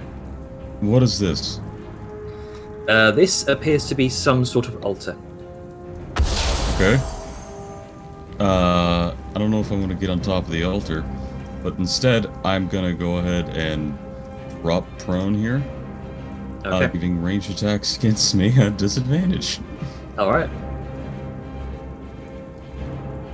You could have just dodged. Oh, yeah, never mind. You dropped. Yeah, never mind. Just Yeah. never mind. I'm stupid. Harpoons There's be the, ranged. okay, you got that. Okay, and that's my turn. Okay. Go ahead, Liska. Isn't it? Isn't Sal above me? Doesn't the marrow go before I do? Oh, sorry.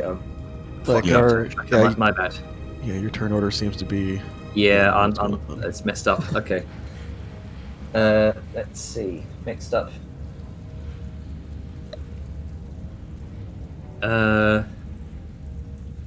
So seeing that Grunker seemingly can magically walk on water. What? Why the fuck is that?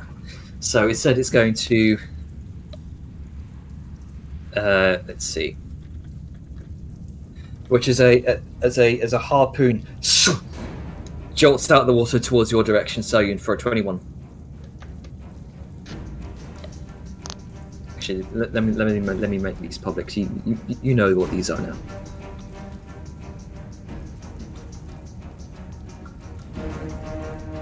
I need for that'd be 15 points of piercing damage, and I need you to make a strength check. Fuck. Why is that not public? Well, thankfully, it rolled a 5.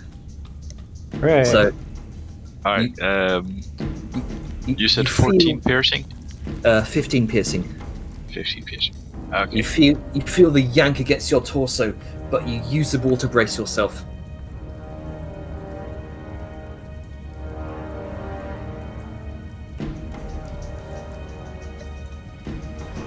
Well, I don't like this.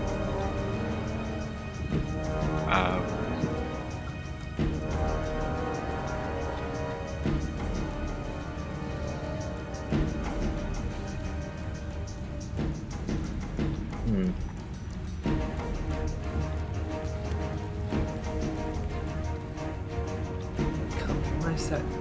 That should be public. Fuck it. Another harpoon attack comes out from the water towards your direction, Vellum. However, it just narrowly misses you, hitting the wall instead. Fuck you.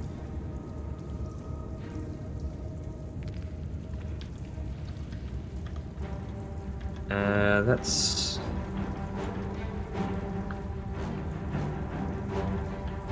Alright. Next up is Saoyun. The harpoon in question, is it connected with something? Like rope? Or Would be connected, yes, with rope. can I cut the rope? Sure. I mean, it's not still in you. I think. Fair Then point. why would I have to make a strength save? Because part of their attack is they Yeah. tune you and then Fair they point. tug, so it would have come out Yeah. if you succeeded. Okay. So instead of actually staying in you, it would have kind of ripped out of your torso as part of their functionality as mirrors. Ouch. That's gonna leave a mark. You can feel the warmth beneath your coat starting to spread, and it stings. It's going to hurt in the morning. You think?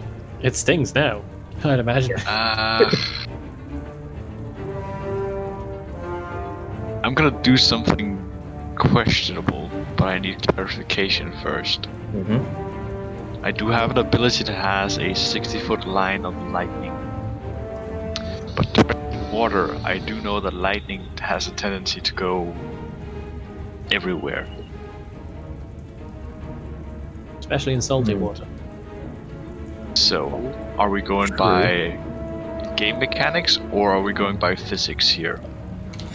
I would probably say game mechanics here because if I rule it like that, it's going to come to bite me in the ass later down the road. I know that.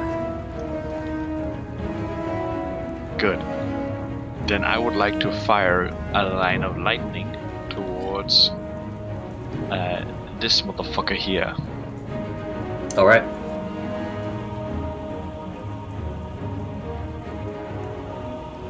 So, you are gonna have to make me that sweet dex save. All right then. And Let's say 9. Yeah, that fails my DC. All right, give me the damage. Let me just. There you go. 14 lightning. You put your weapon in its direction. You can see some semblance of a silvery, translucent shape swimming through the water, like almost like an eel. You pinpoint that, and you unleash your blast of electric energy, which seems to strike it in the water. You watch as the creature spasms for a moment, and you swear you hear some sort of shriek. Underwater shrieking. Yeah. Get wrecked. Yeah. And then I'm gonna drop prone because fuck this. All right. Fuck you. Yeah. All right. Let's go. Can I... I'm gonna move here, and then can I ready in action for the next harpoon I see? Can I try to catch it and pull them? Okay. That'd be interesting. Sure. Okay, then that is my turn.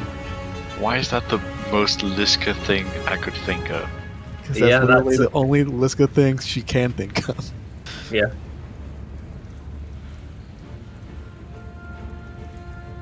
Let's see. Tora is going to follow the line of Grunka's turn. Oh wait, hang on. Oh fucking. Yeah. Okay. Go ahead. Anvil. Yeah. Hang on, Hang on. Sorry. Hang on. What's going on? Let me just do this. Just fuck up a boss. Why was my token changed? There you go, yeah. That's what our turn is like. Okay. What's going Right, on? so it's my turn now. Yeah. I don't your like turn. the thing that just popped out on the chat. Shh. Quiet. Ooh. Oh no, So- I know that thing. How deep down is this marrow? Let's see. This would be about 10 feet down. Let me put it. Let me clarify it with the. There we go. 10 feet down. Alright. If I would throw my axe at it, would that work? I don't know how throwing things into water would work. Actually, can you use throwing things in water? About half. You can throw things at half range, I believe. Let me clarify. I think Yeah, that's because right. I know that things like crossbow doesn't have. Crossbow, I know, goes to its... The furthest range it goes is the minimum range. Okay, so Yeah, a anything ranged beyond that, ranged it does weapon go. a ranged weapon attack automatically misses a target beyond the weapon's normal range. Even against a target with normal range, the attack roll has disadvantage unless the weapon is a crossbow, a net, or a weapon that is thrown like a javelin, including a spear, trident, or dart. Right. I don't think I can throw my axe as javelin. So Right. yeah. Technically, it has the throwing property, but yeah. Yeah, but I mean, that's not guess what I I'm just mean. gonna have to throw javelins at it then. Fine. Question. Didn't Grunka, from way back when, get one of the harpoons with a rope? Yeah. Does he still have it? I mean, it's effectively When a does javelin Grunka with a rope, right? When does Grunke ever throw something out? I mean, he throws his axe all the time. yeah. Pretty sure I have it still. Yeah, Marrow Harpoon. Do it. It's burnt, and I got a bracelet with 30 feet of rope. I think it burned because we burned the hand of the marrow to get it. Yeah, we fucked it up. Yeah, I mean, it's in my bag of holding, so I don't know if I can just put it out like that. It'll be an action to do so, I imagine. Also, I think it's an item interaction to actually do that. Yeah. Or at least bonus action. It'll be an action to do so. Yeah, would I actually be able to use these marrow tridents or harpoons? Like, aren't they big? Like, real big? Well, I don't know if there's like. Because I don't know if they actually count as, like, technically a weapon. Yeah. I don't think there's any like harpoon weapons. So for now, we can just rule them as javelins. Alright. Let's see. I'm gonna hello. He's gonna look down at it, and he's gonna bring out his I guess he's gonna bring out the harpoon. All right. Like spearfishing for cinderfish back home in the lava. Shoot, shoot, shoot. Yeah, except less hot and dangerous. Yeah. Yeah, it's gonna throw this phase. It's gonna keep holding onto the rope just so you can actually pull it back. Yep. But let's see, should I just use a normal javelin attack? Yeah, just normal javelin attack. Yeah. With this 13. 13 just barely hits. Okay. That's 9 damage. You try to squirm out of the way, and you eventually two jabs right in its tail. Thick black blood starts billowing out. Yeah, fishy.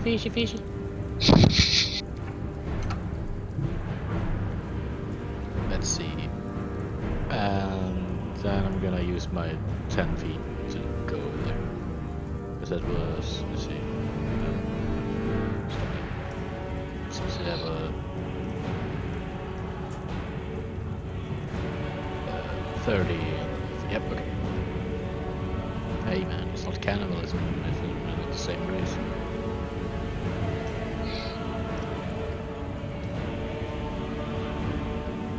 All right.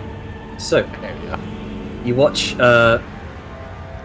you watch this boat, this half-ruined boat. It's just capsized and thrown out the surface of the water before it spins and comes to stop on its upside.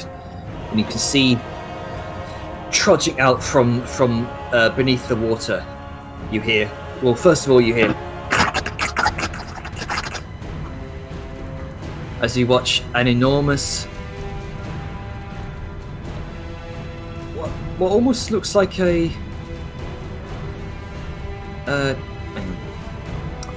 Is it bigger than that? I'm not disappointed. I just remember it being bigger. No, they're large. Oh, okay. It's just you're not used to seeing Liska there. Oh, It's still you know what I 4 did? times the size of your character. you see fair. a creature comprised of chitinous hide, large pincer-like claws, a series of 4 legs, and a mouthful of long, squirming tendrils. And it rears up as your light, Aja, illuminates its form, and it almost has the appearance of an upright lobster, and it stands a little bit taller than Liska. You hear behind you another series of clicks as another boat is sent flying. No. He does. Send flying, not broken. Shrimp. Wading up from beneath the depths of the temple, through the sand and silt.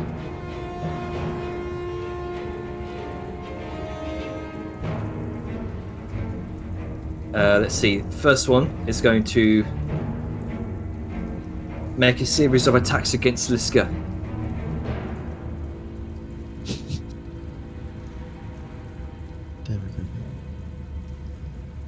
8 and 18, both of those miss. You deflect both of them with your shield. The second one is going to make a series of attacks against Sayun at advantage because she's prone. Oh no. The trap has been sprung. Jenner was smart about this. First one for a 13.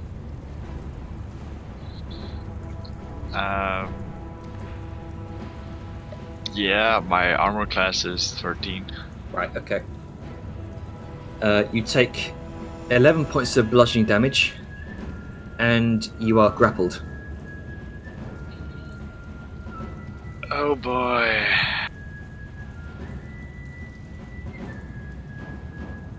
And it's going to also make a tentacle attack on you. I need you to make a Constitution saving throw, please. Fucking Cthulhu me, daddy. All right. You can feel. You watch as the tendrils sort of begin to wrap around your head as you're grappled, and you can feel sort of these razor-sharp spines burrowing themselves, scraping across your flesh. You can feel the pulse of poison into your skin, but you shrug it off. You can, as you just about feel some sort of paralysis beginning to take effect, but your orcish constitution saves you. Paralysis is never fun. It really isn't. I'm about to fucking die. So in that case, it's going to half speed, Oh no. drag you into the water. Oh, How there much she movement goes. does it have? Sorry? I'm sorry, just like how much movement does it have? Because it came from out of the water. And the That's half true. speed. So let's see. Started. Does it there. also have a swim speed? It does. Okay. Same swing speed, so makes no difference. And so that was 15 feet of its movement to get up there. So half of 15. 15. 7. So round that down to 5. Okay. So about 5 feet. It looks like it's about to start dragging Sayun into the water with it. It already has, man. Oh, that's shallow. Isn't that 5 feet deep on that level? Yep. Yeah. That's Yeah. close to the body mass. And that's going to be their turn. Vellum. You sure about that? Says it on the turnover. Yep. Oh, well, I'm looking at the one in game still. Okay. I mean, yeah, the one in game says it's your turn. No, one in game Yep. says that Grunka comes off to the field. That's the turn order I'm looking at. Chul 8, Grunka 7. Well, regardless, it's your turn. Oh, okay, sure. Sorry, I don't know what's going on. Alrighty, so ain't having none of that shit. So I'm gonna wade on Grunka it. already had his turn. Okay. Wade my ass on in. I'm gonna give this big crustacean a big old whack-a-slap. Gonna try and specifically aim for the claw that is grabbing Sao. Oh, Alright. it breaks off. And the old sunblade. Oh, wow, okay, cool. Thanks, game. Okay, let's try that again with less sucking. The creature catches the hilt of the sunblade in your grasp. And 25. Yeah, that would hit. Alrighty, so 15 radiant damage on that 15. that big meaty claw. As it deflects the first attack, it goes once again to clasp the blade this time, thinking it's a solid object. But you watch as it into the chitinous claw, Just And you hear a shriek out loud. Yeah, can't really do much else. I don't want to blow resources right now. So hopefully that's enough to at least help. And that'll be me once I push this button. Didn't work. Pretend it did. Okay, API's busted. Hang on, I got this.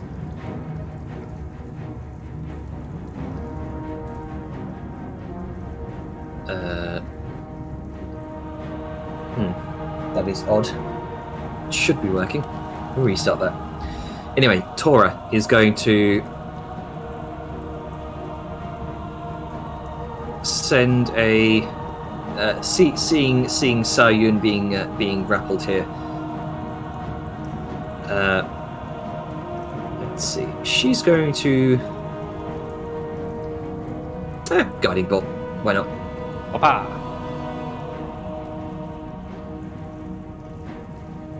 Where is it? It is at disadvantage. That is at disadvantage. Yes. Yeah, the chill's within melee. Within melee. Tora's. The chill rep spider. If an enemy's not the within one. 5 feet and you make a ranged attack, It's you do so at she's disadvantage. specifically targeting the one Sao is being pulled by it. Well, that's cool because this is the one that's imposing the disadvantage. Oh, right. It's Jason. Right. 22. Let's do that again. 9.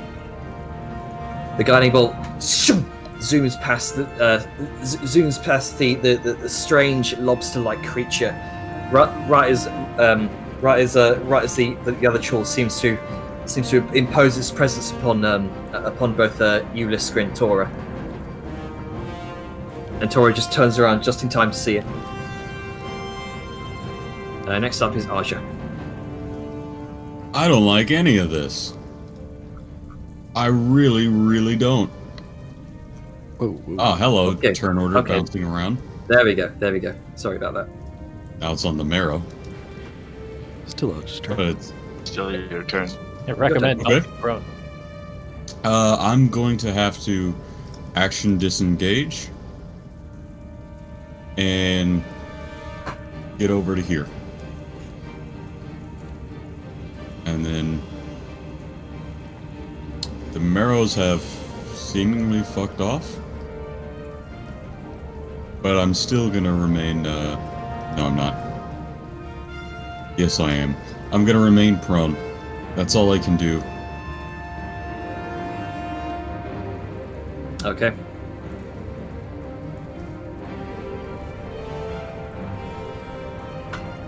Is that your turn?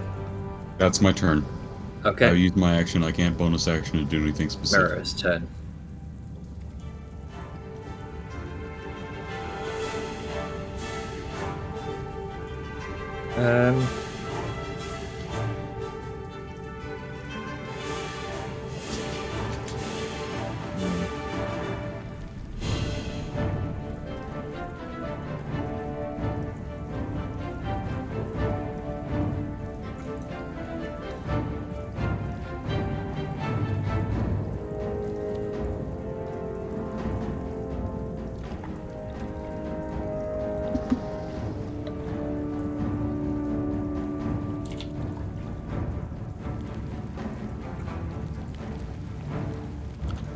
You watch as one harpoon out into the water towards Tora, but Tora just bashes it away with her shield.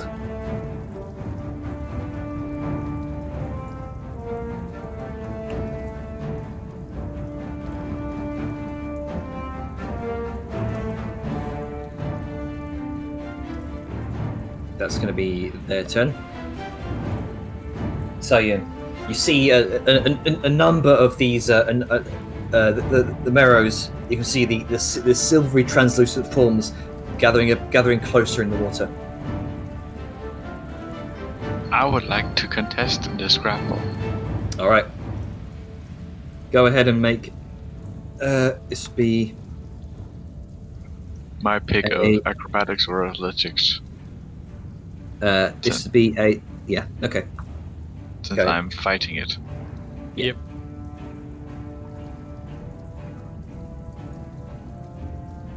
Don't isn't fail that me only now. when, yeah,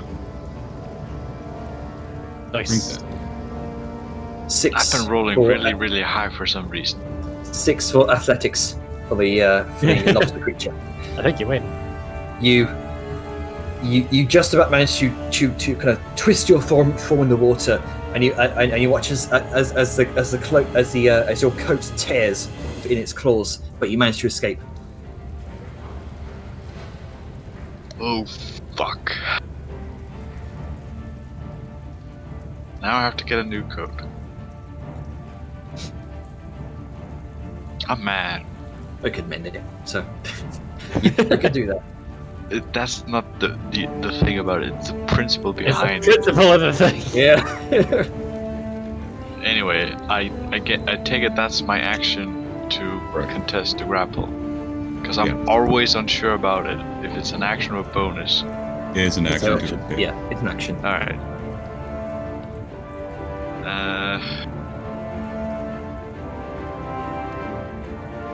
Then I'm gonna surface to get air.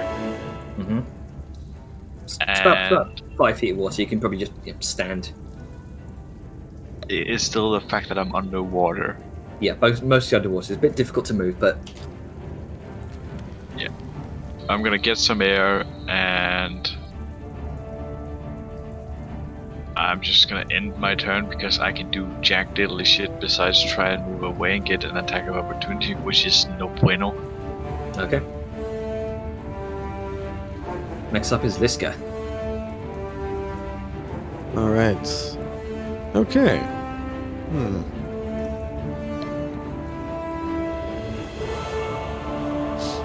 Interesting.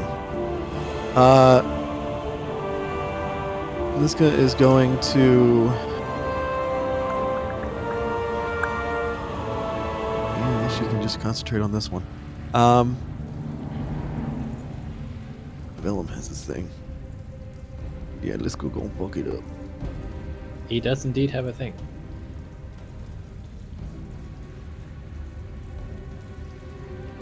Oh, no, she misses. God, what is with our rolls on hitting today? Yeah. 12 misses. Well, the one misses, yeah.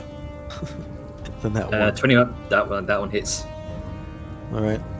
It's Plus 11 to is- hit. Jesus Christ. 13. All right. Yeah, 3 damage. It's marked, and then she's gonna use a bonus action because she can to beam it with her shield, knock her All prone. right.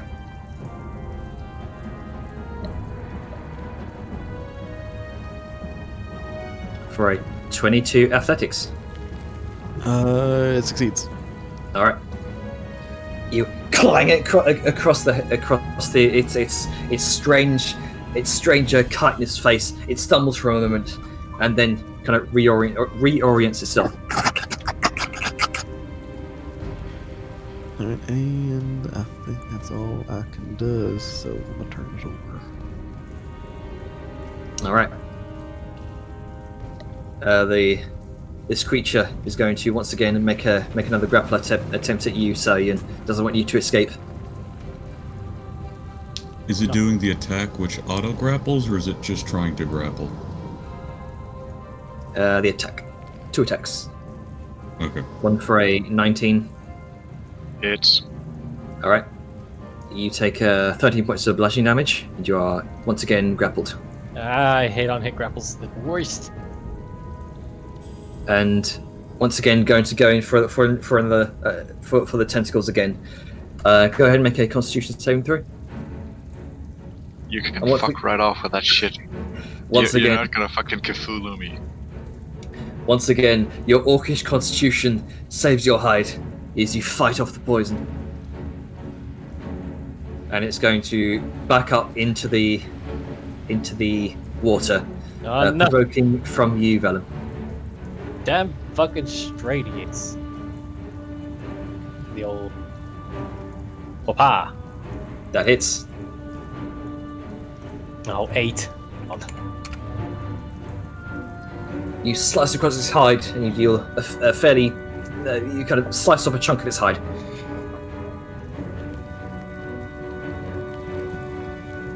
This one, next to Liska, is going to attempt the same.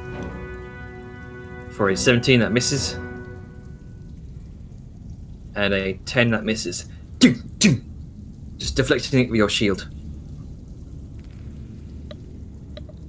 Let's see, Grunker, what you doing? Let's see. Well, seeing that happen, just gonna like. This boat, is this like sunken yet, or is it still on the surface? It's in the process of sinking. Right. Could I like run over it? Sure. Alright. Yeah. It's gonna run Nope. over here. No issue. Huh? No issue. Yep. And I am going to Raggy. And So she's about the creature is about 15 feet underwater right now. oh, she's underwater. Right. Sayun is 10 feet underwater. Shit. Okay.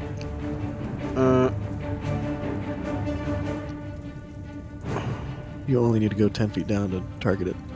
Yeah.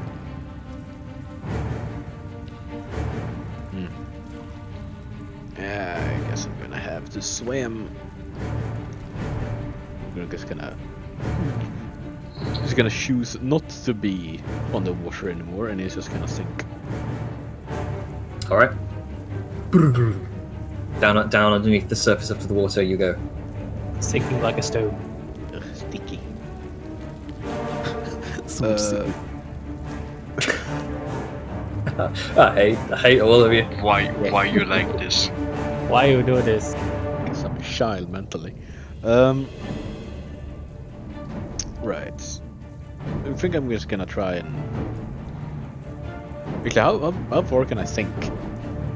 Or would I have to like swim?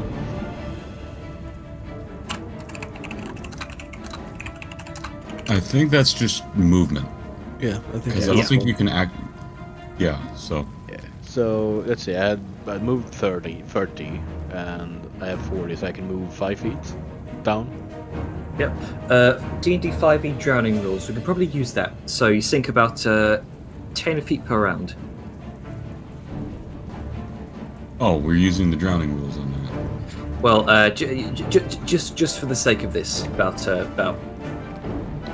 Well, Yeah. we'll want to be consistent with that because this will determine whether or not Sao Yun dies right now. So Fair Yeah, enough. there is movement rules for swimming thing. we haven't used any of that before. We can now. You know, it Fair sets a point. precedent. Okay, so I'll say just in order not to complicate this further, we'll say it's just movement. Yeah. So I'm gonna swim down like 5 feet, I guess, because I had 10 feet left. Mm-hmm. And I can't actually. You got a javelin. I do have a javelin. So I guess I'm just gonna hit it with the harpoon again.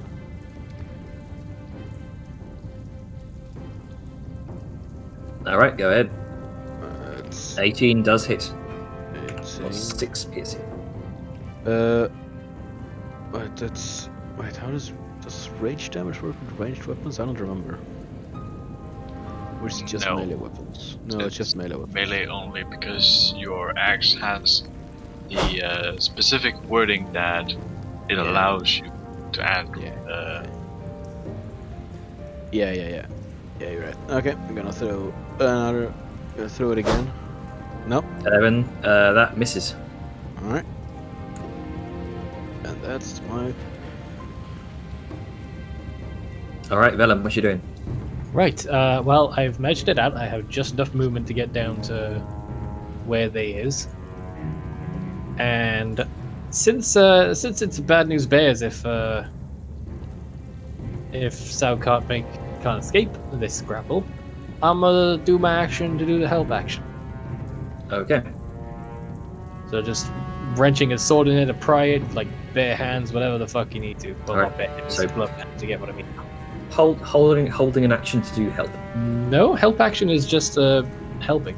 It affects the person's next action. Correct. Oh. Right. Okay. Yes. And that's the other reason I didn't do it. It didn't attack it. So wait, how do you reach? I'm confused here. 15 across, 10 down. But swimming is double speed. Oh, Double right. cost. Mm. This is just to get here is 30. Yeah, I'm doing my math. Sorry, I'm stupid. Damn it, I'm doing fucking angles. I hate angles. This is the one downfall of 5e. Angles. Yeah. So even if I were to go at an angle, would I still not be able to?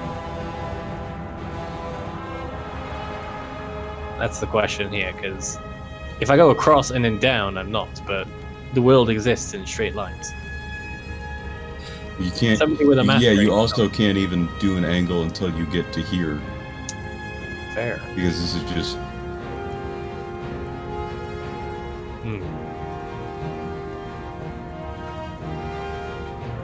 Even if I can't reach that, can I think I can reach south.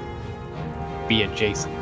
It's okay, let me put myself back where I was. So even...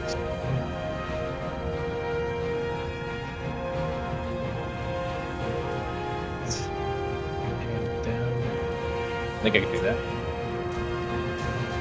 20. As long as I'm adjacent to her, it doesn't matter. I think I can... I mean, correct me, math people, please. I think I have it in the right mind that I can get to here. You know, I'm not good at math. Am I about to die of fucking drowning, of all things? Yes, Oh, I you mean- can get to here and then go 5 feet below the surface. So if you're at the surface level right now, and you get 5 feet below the surface. You can only get 5 feet below the surface. 10, 20, and then going down again is 30. Oh, this area is different as well. Yeah, of course. Makes sense. Yes. I didn't realize it was for some reason. Stupid. Well, you are up to your neck in water. Yeah, You no, can't no. really I get run that. in that. Okay, well, let me just... Sorry for that snafu. Let me just rethink my turn. Uh-huh. No, this is I just important. realized that I've Yeah. been muted. You can literally get to Sao. Because Yeah. it's right there, that's 20 feet, and then just a single diagonal is 15. So She's yeah. 10 down. I mean, you're also in water right now. Yeah. You're technically 5 feet, and you're technically in 5 feet of water. Oh, well, yeah, actually, that's a point. So yeah, so she's So only 5 there- feet down. Yeah, there we go. Yeah. Okay, as long as I can do that, I don't give a shit. I don't care how it happens, it just happened. Bam! Next turn. All right. I mean, you can, yeah, cool. 8. Here. Hey, you are now underwater, though. That is fine. And also, you can hold your Hold breath. that breath. Yeah, Let's see. 1 plus con mod minutes, which is insane. Yeah, I It remember. really is. It's like we're heroes, y'all. Yeah. We're what is it? We're So it's going to see the developing Tom situation Cruise. and is going to cast healing word towards Saoyun at second level. I can't hear you. I mean, seriously, it's healing word. I can't hear her talk. Yeah. Yep. That doesn't work. The pitfall. Creature. Let's see. Double check that. Healing. That's the issue with underwater fighting. A lot of spells Yeah. suddenly become mute. It's a real bitch and a half. It fizzles. That can. It's a creature of your choice that you can see within range regains hit points equal to.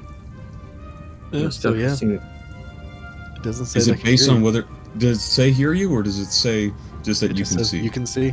Yeah. Hey, neat. Yeah, I mean it's Oh, it's her. well. It's, yeah, it's her that's saying it. It's not Sao. She can Mhm. speak just fine.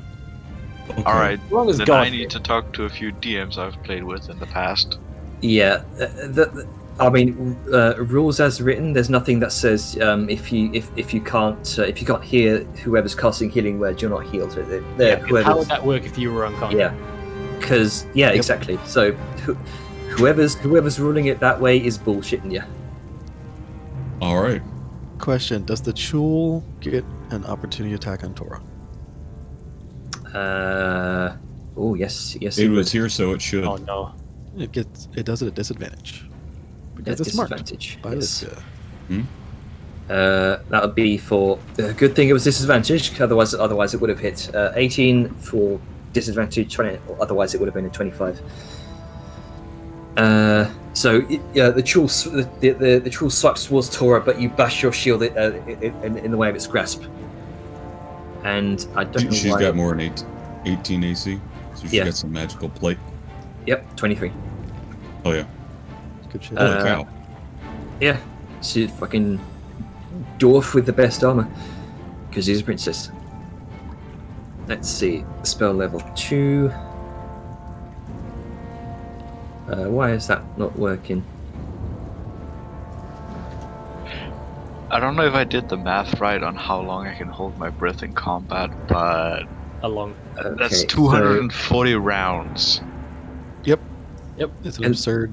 So 11 healing plus an additional. What's the? I'll just. Okay, so plus an additional. I know that's cure wounds, but plus an additional 2. 3. Sorry, No? what would it do if I pass it second? Okay, so 2 plus spell level, so 4 additional hit points. So 4, 12, 15. So you heal for 15, and Tora doesn't gain any hit points. She's already at max, and she's also going to, as an action, do Sacred Flame on that on the same Chul that's grasping you. Needs to make a dex save. That fails. Takes 10 points of radiant damage.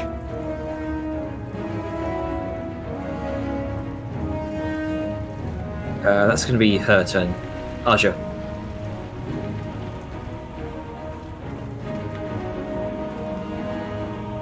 What you doing, Aja? I was muted. I'm gonna fuck up this marrow to the top so it doesn't hook me or somebody else into the water as well, or like Alright. drag off Vellum, and make the situation exponentially worse. So both are gonna go into him, the northern one. Okay. 28 hits. Or 12. That hits as well. For Alright. total of 23. All right, that mirror is incinerated in the water in holy fire. Blinding radiance engulfs this small area of the murky depths. And I imagine. Corpse floats to the water, Oh yeah. floats to the surface rather. Big Grunka energy. No. Sticky fish. Okay. I don't have any bonus actions I can do. So that's gonna be it for me. Okay. On to the remaining marrow.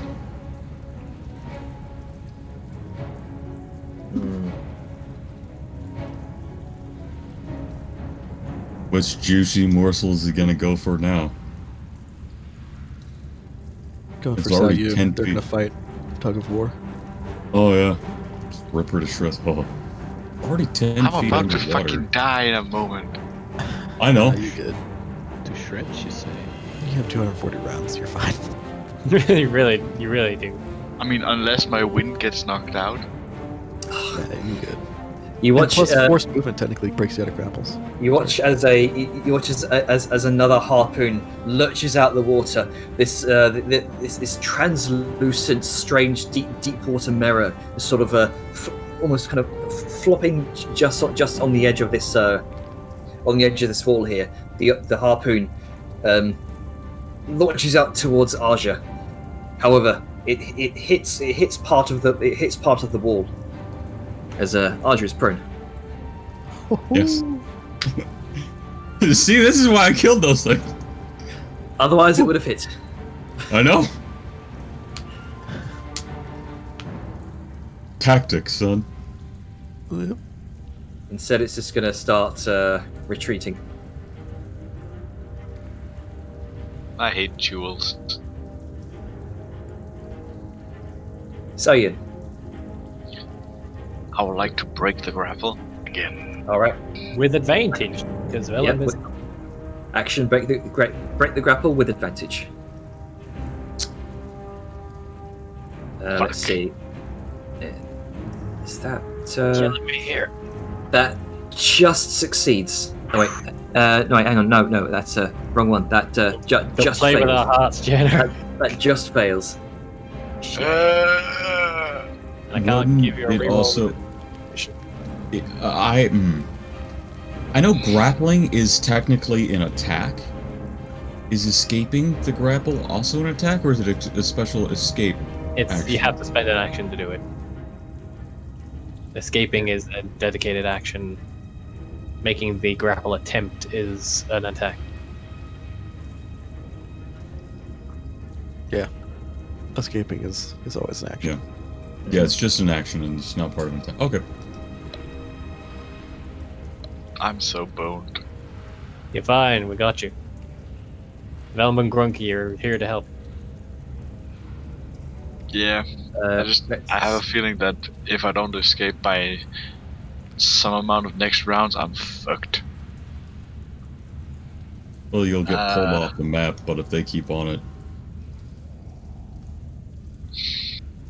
Yeah. As long as it has you grappled, technically, they can keep up with you. yeah. That is fair. Half movement. Grumpy's actually faster. Uh, let's see. This guy. Scary thing is when it starts attacking you on its turn, and while it drags. That's why I was trying to break out of the grapple. Yeah. Hello, my friend. Going to attack you. What, 11? 23 hits. Go from us. 18. It's that. Yeah, that hits. All right.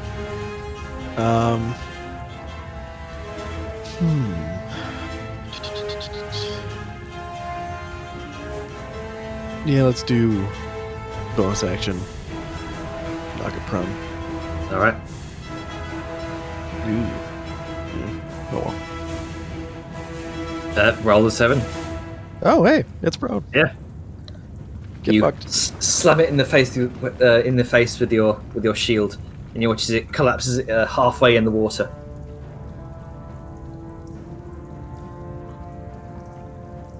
Its numerous legs sort of clack in the air like a dying spider.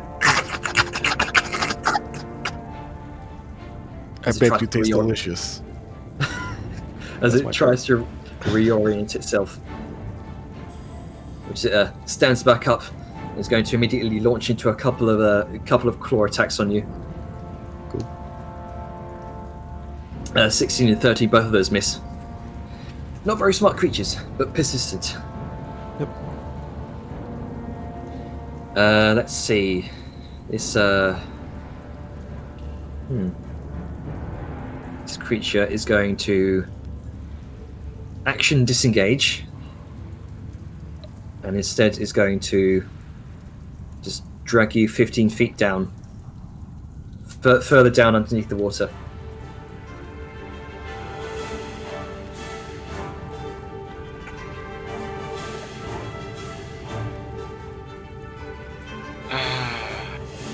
Be suspicious. Very suspicious. I do technically have a way of breaking out of the grapple. I just need my action to do so. I You mean, still have it's either access to your that- actions while grappled. Yeah. Just means you can't move. The murky depth starts engulfing your vision, Sergen. Grunker. Stop. Right. So let's see. So I can swim 15 20 feet. feet. 20 Downwards. feet. Oh yeah, right, 20. Right, I forgot. So I can get to them.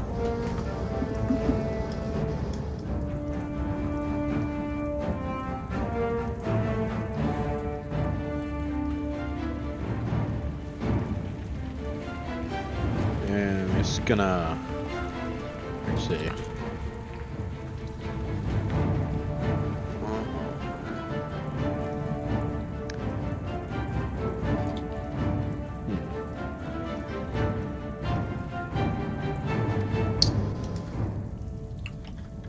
Is spears like heavy weapons?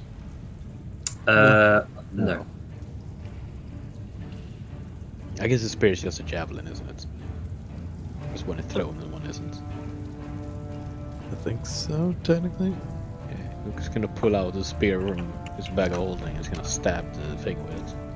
All right. Yeah, they're both 1d6. Yeah. So let's see. Thrown 2060 versatile. What? Oh, technically, yeah, you can double hand the spear and do 1d8. Mm-hmm. Yeah. Right. So I'm gonna do that. This doesn't have a disadvantage, right? Because it's a spear.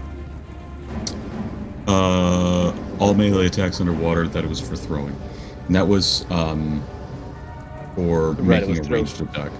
Right. That was a range Right. attack. Okay. So I'm just reckless then in that case. All right. I thought it was melee attacks. 21. As well. But yeah. 8 piercing. Let's see. Does Creatures fire underwater. damage. Creatures underwater have resistance to fire damage. That's good then. Yep, I got the rules up here. Underwater combat. Good shit. So we take 0 if I recall correctly. You can't halve 1; it just goes Yeah. to 0. Yep. Yeah. Half rounded down, it's just 0. Okay. All right. Right. So again. Ah, right. Fuck. Okay. Yeah, this misses. Forgot to double advantage. Or no. No, it just wait. wasn't it? Oh, wait, yeah. When making a melee attack, it has disadvantage unless the weapon is a dagger, javelin, short sword, spear, trident. So actually, no, yeah, you would have a normal attack on this. There are specific weapons that aren't affected by Yep. Oh, okay. I thought it was just thrown. So Okay. 21 and a 9. So 9 misses. Right. Yeah. I didn't say reckless, so Yeah. that's it. Underwater combat is finicky. Yeah. It's a bitch. Yeah. I mean, it also makes sense that it trident. Yeah. Vellum, what you doing? Well, you know, I kind of have to follow, so blah blah blah. And second verse, same as the first. I am going to actually question. Mhm. Can you hypothetically shove someone out of a grapple? I mean, It's forced- Yes, forced Li- movement negates Liska did grapples. it with their ropers. I think you have to move it out of their reach, but yes. Yeah, the problem is though I'm at disadvantage on anything attack related, which a shove technically is. So I think that's gonna go not that great. So I'm gonna just do the help action. I had considered an option of readying, action surging, readying an action, but that would be a huge waste. So I'm just gonna focus on helping. If it gets dire, then I'll do that. So help act, swim down, help action, enter. All right. Tori just looks to both Liska and Aja. I can just barely see them. Don't like where this is going. Should I go after them? I can't see them at all, and no. Right, well, I'll do what I can up here. She's Yeah, going look to... at that behind you, so it doesn't kill you too. You're fine. I got this. Yeah, she's got it. And she's going to...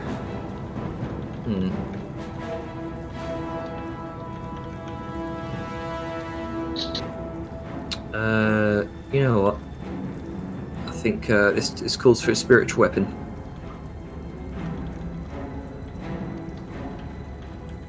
That would be within 60 feet. Okay.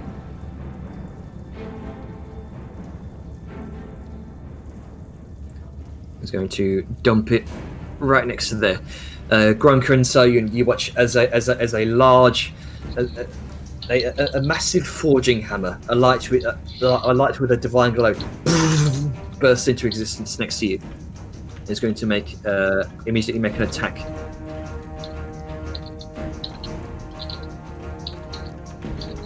For 25, that hits. And she's also going to cast Sacred Flame.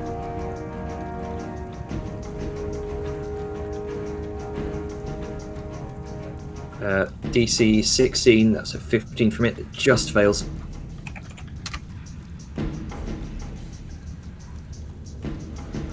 Aja.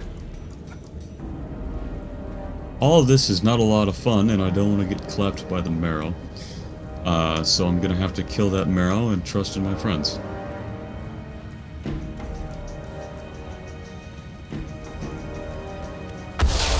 That hits. And that misses. Just misses. Well, it's not one, so... Yeah. Let's see if 11 Radiant will do anything nasty with that guy.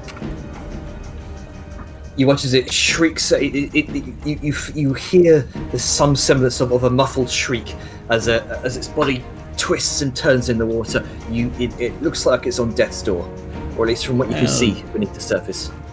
Let's just go ahead and break line of sight on that and use my allies as cover.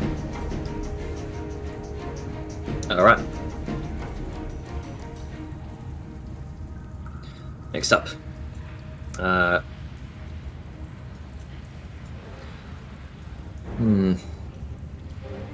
mirror is just going to book it. Double dash.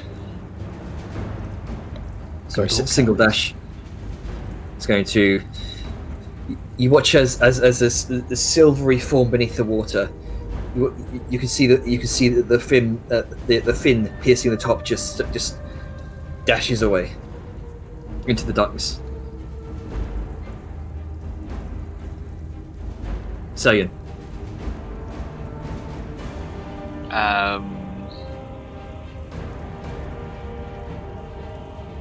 I did just realize that I could do this, but it's sort of not a good thing to do while you have comrades around.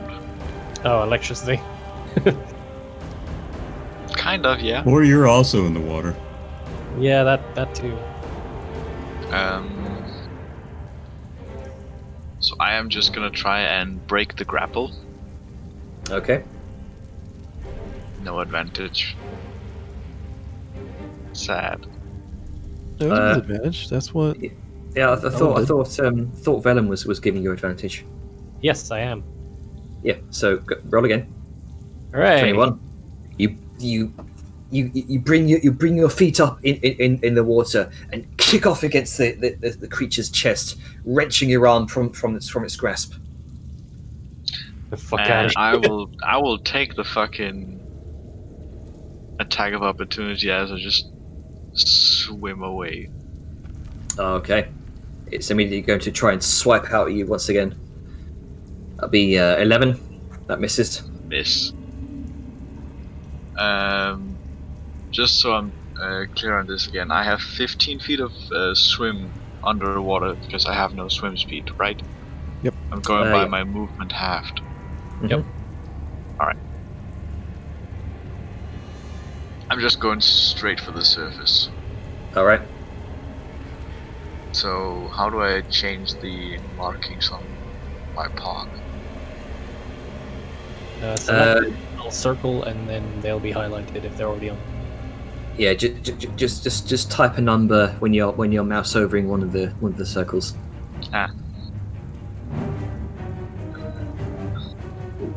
So There you go. 10 feet beneath the surface. Okay. As you leave the chaos behind.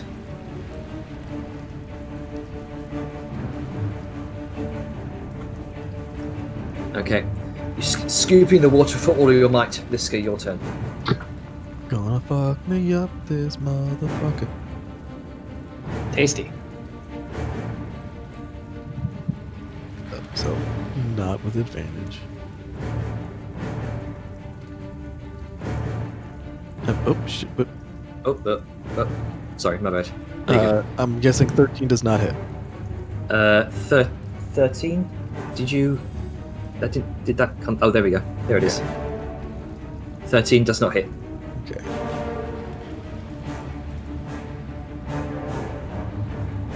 And 18 does hit. Oh, shake it. The mark is maintained. Try to send... Oh, breaking up. Whether he's Hello? prone or not. Yeah, Oh, there we go. 24. That's what he has to beat. 24. Okay. That is a 23. No. He fails. Prone again.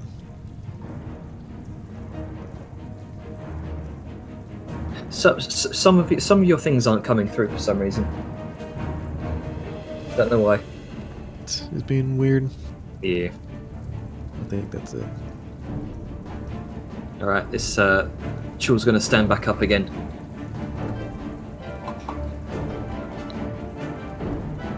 It's going to shuffle around. Actually, no, I can't get past you. Oh, there it is. It's going to continue trying to find any opening it can past your shield. 14, 25.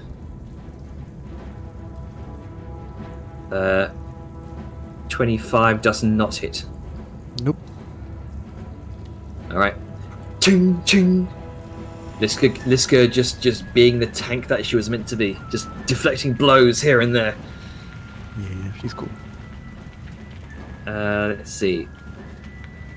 Instead of trying to go for this slippery orc,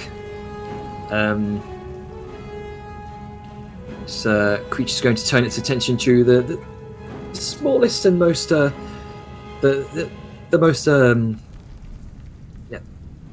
smallest prey it can find, which would be Grunker. Bring it, bitch.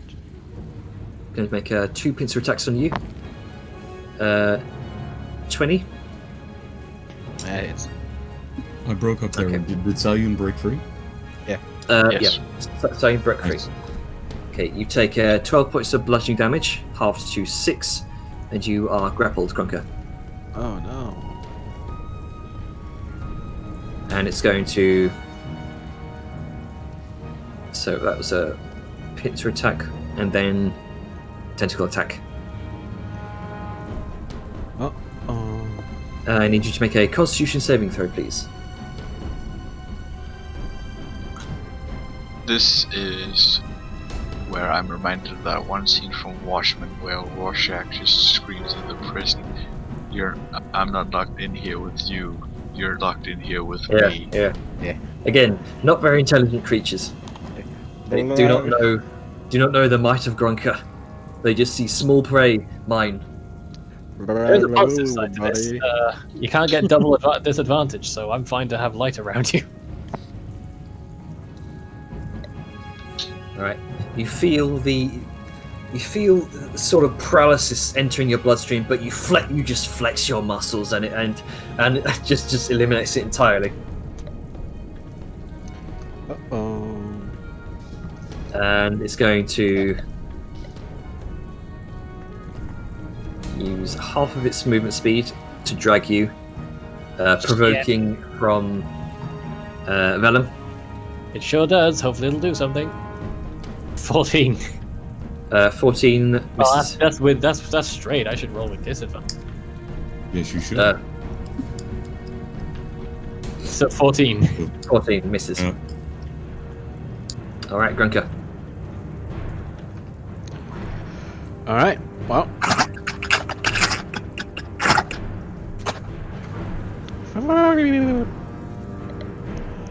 I'm gonna stab it with a spear. I'm gonna keep stabbing it All right. recklessly. Let's continue to stab it as it drags you off into the darkness. Yeah. Yeah. So with advantage. 21 hits. 17. 17 hits. And that's when he 21. knew He fucked up. Let's see. Total of 10 and total of 15. Oh, Grunker is just going ape shit. Just stab, stab, stab, stab. As it slowly carries Grunker off into the murky depths. Yeah. Big mistake, buddy. Grunker. Sorry, Venom. Right. This sucks. So, Grunker's probably not gonna try and break out. He's probably gonna try and keep killing based on what he's doing. You can stab it to death. Yeah. Look, if I can hold my breath for Oh, no, I 240 can't. rounds, As well, but Grunker can hold his breath for well over 300. yeah. What depth are we at now, by the way? 25. We were just at 25. He stayed at the same level. Yep. Okay. This is Not very deep, this apparently. is apparently the bottom of this lake. It's a bit of an elevated position. You've seen the bottom of the lake sort of change and dip and waver. Right. Okay. Well, disadvantage, but fuck it. Let's go. 12 and 16. 16 just about hits. Yay! 8, 12 radiant damage. Shing! That'll be.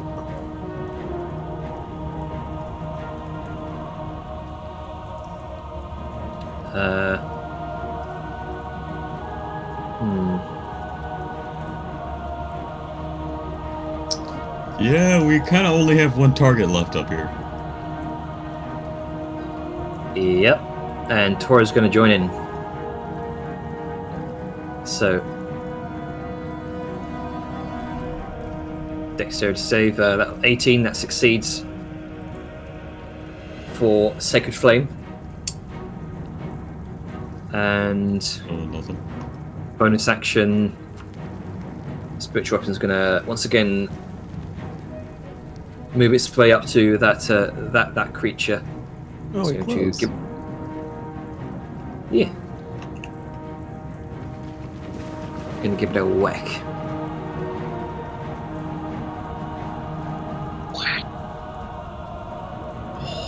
That hits.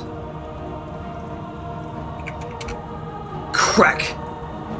You watch his parts of its legs give out, flooding the silt cloud with blackened blood. Looks like it's on death's door. Aja. Does this spiritual weapon, since it's doing a melee attack, also have disadvantage? It's not affected by the water at all. No. It doesn't take up space. It's Okay. a semi-corporeal thing. That's why I'm asking, because that's a weird thing. you know? Yeah. When Alright. I mean, if A being inside a creature- creature and still being able to swing, like why would Yeah, water affect it? yeah, fair point. I think this I- only applies to like creatures which have like a melee weapon attack. That actually has to swing the weapon. Yeah. Yeah, that makes complete sense. Okay. But So Aja. you raise a good point there. Yeah, so that was my curiosity. Yeah, no worries. Anyway, I'm gonna blast this guy. All right. So anyway, I start blasting. Start blasting. 13, 18, plus additional 10 radiant. 17, 28. 26. Sorry? Does 17 hit? Yeah. Alright, then it's a total of 28 radiant. Nice. You crack part of its shell with a divine blast, shattering some of the chitinous armor off its arm, exposing the sort of muscular tendons beneath. Nasty. It looks incredibly hurt. Crab meat. I bet you taste delicious. Loosh. Alright. I don't have a bonus action I can do, so... hit that button. Alright, Sagan. I'm gonna surface for air because... And you emerge.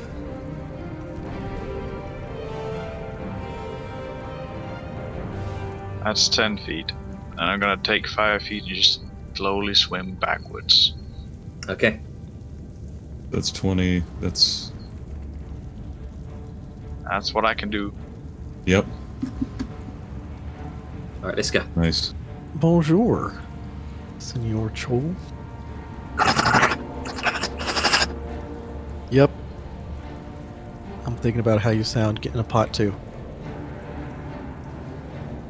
Ooh, almost max 23 damage. hits. For 18. Alright. And Uno minus. Crack part of its skull. Or at least what you could conceive of as a skull. 16. 16 just about hits, and with that final blow, you deck it. You just slam your blade, impaling it straight up beneath the jaw where its tentacles are, and it falls limp. Nice.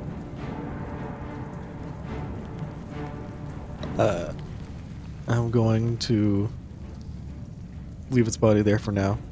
We'll get the pot later. And then Liska's finally gonna turn around and be like,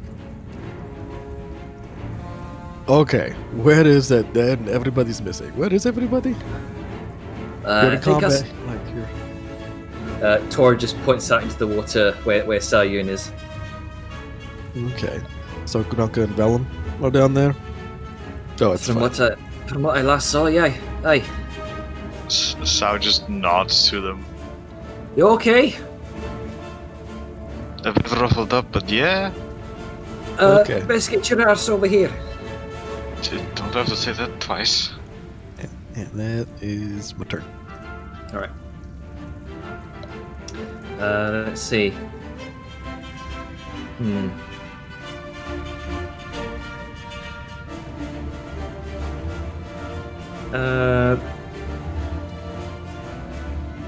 This creature looks like it's on its last legs. You can see it looks heavily bruised. It's bleeding from every orifice, creating this cloud of black ichor. It now seems to have realised its mistake and picking up Grunker. It's going to drop Grunker, action disengage, and just flee. Okay. I thought you were gonna go. It saw its mistake grabbing Grunker, so it lets go of him and grabs Vellum instead. Do either of you two wish to pursue it? Fuck no. Yes. Okay, well, Grunker can. Oh, well, okay. Not my problem anymore. Just don't die. Move that bitch down. All right, Grunker. Oh, let's get attack recklessly a couple more times. It is currently out of your grasp, right. out of your range. It's got a 30 feet swim speed. Right. It's now currently I have 20. 30 feet away. Right, and I have 20. So, you know what? I'm gonna swim up to it, so I'm like 10 feet away from it, and I'm just gonna throw a javelin at it. Okay. Let's just ignore that roll there. And That hits. that That doesn't. Make the killing blow, Grunker. Good. Fucking throw it in his damn back. Thunk! You watch as the entire corpse just slumps into the silt slowly. Yeah. We're just gonna like swim over there, like, because combat's over now, right? Yeah. Yep. We're just gonna swim over there and like take his javelins back, Okay. and it's gonna take one of its claws. All right. So I'll say go ahead and make an athletics check for me, just to see if you can wrench off its claws. Yeah. We're gonna do this while I'm still ready. Oh, actually, no. This would be a survival check. You're technically harvesting bits of it. Yeah. That's okay. 9. I mean, you don't get much. A few stray strands of creature meat, whatever this may be. That's Maybe enough to like make a couple strains of jerky. good enough. I'm gonna fucking surface because fuck that. Yeah. All right. Just gonna walk. just gonna walk back. Everyone all right? Yep. I'm partially fine. You okay? As long as everyone else is fine. What fine. Tora just kind of slaps Liska's shin plate. She did most of the work. Kept us safe. Swim here. Yeah, and Grunker's just walking on the bottom here. Fucking Davy Jones. Yeah. Does this thing have anything Gentlemen, interesting? Take a walk. Yeah. I'll say go ahead and make an investigation check. No one's gonna help Right. Sal out of the water because water stinks. Investigation. Yep. That's 19. You find what looks like a ramshackle necklace of very fine pearls. You also find a couple of spare harpoons. So these would act as javelins. Okay.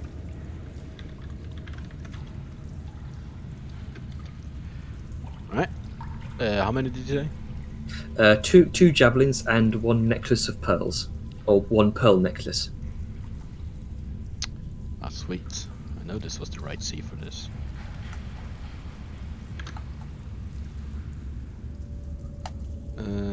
Pearl necklace. Can't believe Grunker got a pearl necklace. Oh god damn it! I just realised. Yeah. There you got the joke. Fuck. I hate all of you. What happened? I zoned out for a second and missed it. Grunker got a pearl necklace. Ugh. And Grunker just Grunker just comes out. Who wants my pearl necklace? No. Oh wait, hang on. That was 4 boats, not 3. Leading our boats. There we go. yeah, Grunker's just gonna walk up the stairs. Gonka just slowly emerges from the water. I hate the water. Liska's going to get this jewel and kind of drag it up. It's like, well, does anyone have a pot? Not You're one gonna that's eat that big thing? enough.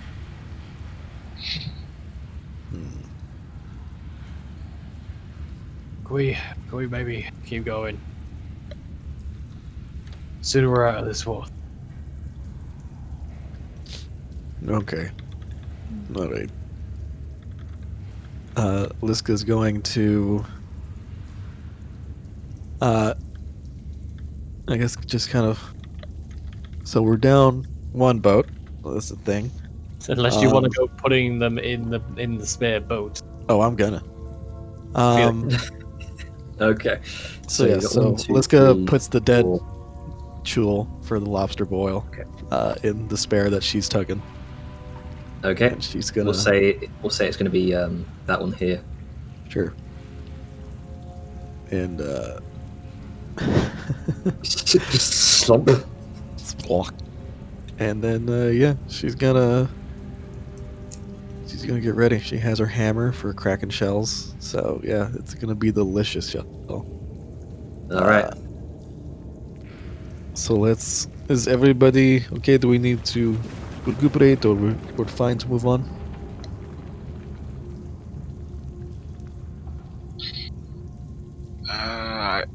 I think we can move on. Just let's agree to keep an eye out, both above and below. That sounds good. I'll leave that to the people who can see. Sarah just sort of raises her finger a bit and just goes, "Ah, right." I look up. Like, what's what's there something there now? Or No, I forgot you can't see in the dark. nope. That's why I'm glowing. Yep. All right. And back into the boats. Let's get to getting. Yeah. I actually totally forgot Liska couldn't see in the dark. Yep, it's fun stuff. Alrighty, I guess back in the boats we go. All right. So one by one, you make your way into the boats and drag it back over to the map.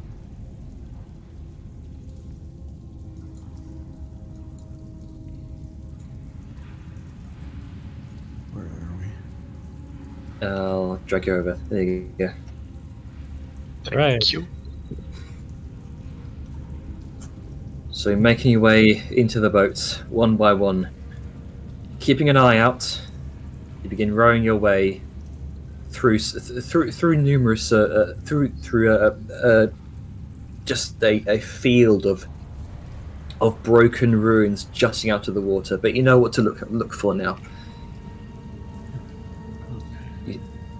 Steering your way past some of these ruins, you eventually enter out into what looks like another massive cavern.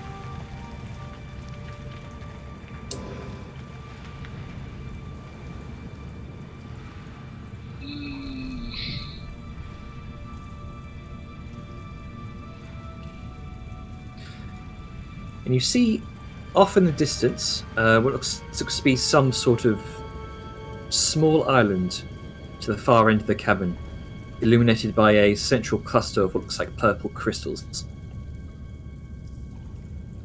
Surrounded by these strange curved stalagmite formations. Again, it's difficult to tell what these are. As Sayun said, much too curved and much too irregular to be any sort of natural formations. Well, I'm gonna keep my eyes on them, because don't trust that none. And yeah. Curved stalactites don't come out of nowhere.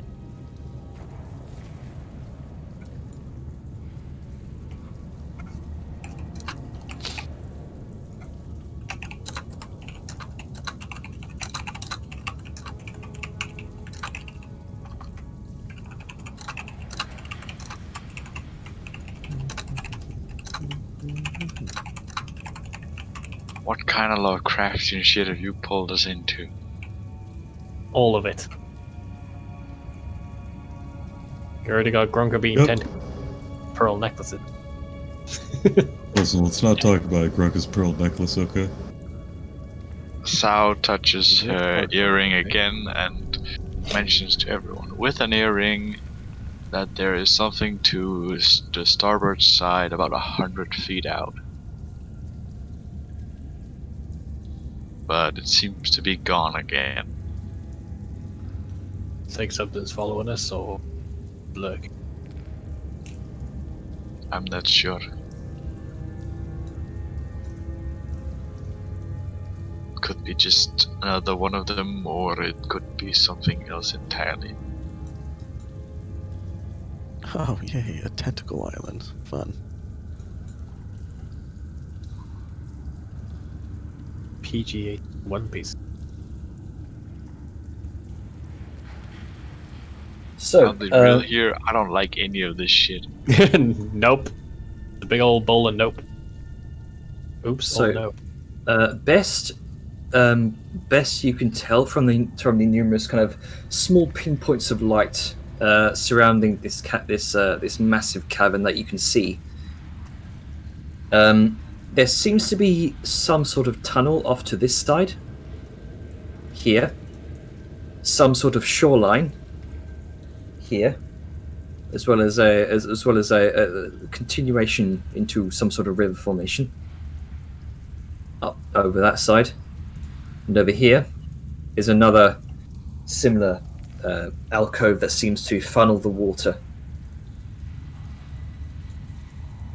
Can we see the giant tentacle-looking things? You can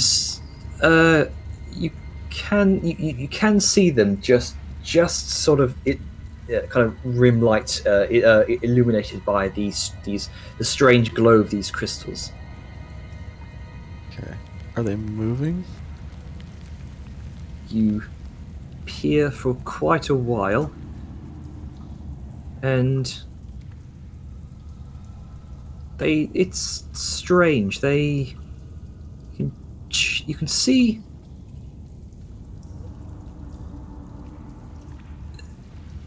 they're not made of rock. All right, but that doesn't tell us if they're moving or It's they seem to be gently swaying in some sort of non-existent wind. not. So yes. So we'll agree we're not going anywhere fucking near that thing, right? Yep. Agree. Good. And then we sail around, giving it a wide berth. Okay. So where are we going exactly? Well, there has to be some sort of path or throughway. Stuff what it looks like over here is the only one that's not blatantly tentacle-ish. Until we have a better lay of the land, can't really say where we're just seeing. So we're just sailing in the dark. At the moment, yeah. With God knows what swimming underneath us, bumping our boat. I mean, we could still go over there if you want. And he points to Tentacle Island. I don't know, solid land's a little bit more comfortable than, what we just experienced. I don't think giant tentacles are that comfortable. I mean, fair. But also, like, it'd be good I'd to, rather you know- see what other options before we make a choice that could negatively affect us. Like, there might Very be fair. a non-tentacle land over there. Yeah. like that one. That is also tentacled. No. Over here. Okay. She points. All I'm Yeah. saying is we're 2 for 2 right now, so. Yeah. Could be one for Sao three. is just visibly unease. Alright, well, on we go then. Into the murky abyss.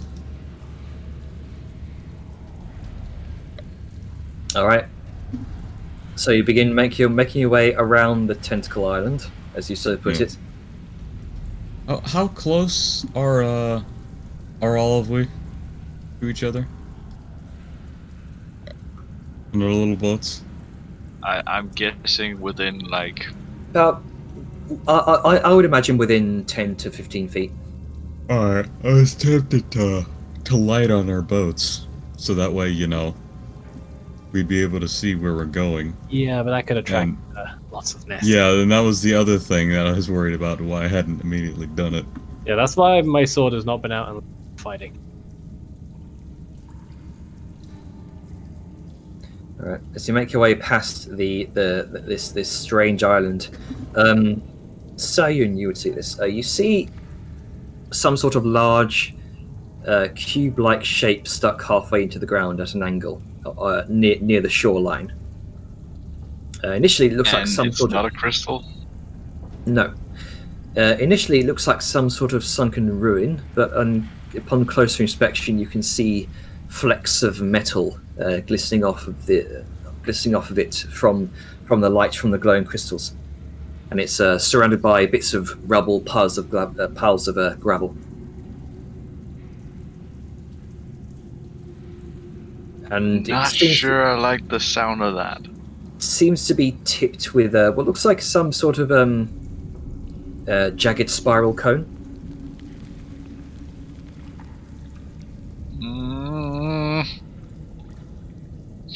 I point this out to the rest of the party as we're drifting on by. So what was it? Some sort of cube-like shape stuck halfway to the ground at an angle, surrounded by bits of rubble, and it seems to be topped with a jagged spiral cone. Rather cool. Take a take. Gordon? Not sure, but it seems out of place, even down here. It seems to you, Saoyun, this seems very out of place. How close is it to the shoreline? Right on it, or like a few hundred feet in? It's about 50 feet in. And there's no crystals or tentacles near it. The crystals seem to be relatively far from it. Well, couldn't hurt to at least see what it is. Might be a signpost or something like that. Sure. Why not? Can't be going any deeper though. I don't like the looks of that terrain. Alright, well, I guess we're going to explore the cube. Okay. So, making your way to shore. Eventually, you come upon shore, making sure that the water doesn't carry off your boats, dragging them up onto land. You can see the sort of strange, tall, swaying, tendril-like structures. And as you've gotten closer, you in particular are able to see this Saoyun as well. It's strange. The surface of these structures looks fleshy, and off in the distance, up against one of them, you look around the base, and it seems separate from the rock. Clearly, this thing has emerged from beneath. But with the amount of sediment and gravel that's gathered here, it's probably been there for a few centuries. In fact, a number of these have been here for centuries. You also notice a couple of figures around the bases of some of these strange fleshy outcroppings. They're not moving, and they're slouched with their backs up against these tendrils. Well, what they do in their own time is their own business. Okay. You begin making your way up towards this strange structure, this strange cube-like structure. And as I thought we weren't gonna land here. It's a different. We're not staying here for long, just seeing if this is worth. Uh-huh. I am going to keep an eye on those figures, though, in case they start moving towards us, because... No. Okay.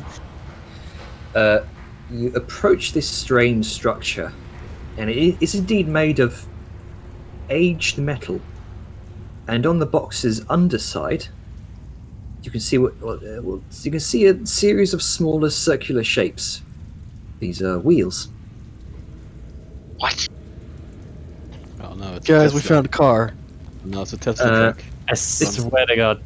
This thing appears to be made from iron and other base and grungy metals, which have long since rusted over. And the upon closer inspection, the strange jagged spiral cone Oh, it's a formation. drill. Looks like it does indeed look like a drill. Somebody made a digging machine, came down here, and fucking died. Initially, it looks like it might be some sort of dwarven machine. I would like to look to the ceiling. As you look towards the ceiling, nothing but drooping stalactites. No Not even sign a of entry. hole. Nope. Alright, Oh, it this does. thing definitely came up from underground. It seems so, but by the way the rubble is scattered around it. It's not dwarven. It's neither is it. Neither is it reminiscent of a deep dwarf machinery. It's a more. deep dwarf machine. It's more brutalist in aesthetic. Liska, it almost reminds you of the same war machines back home in the Dominion of Torment, but much less refined. Huh. Like super old? Less refined? Not super old. But it's definitely been here for quite a while, as it seems to have been rusted over in many places.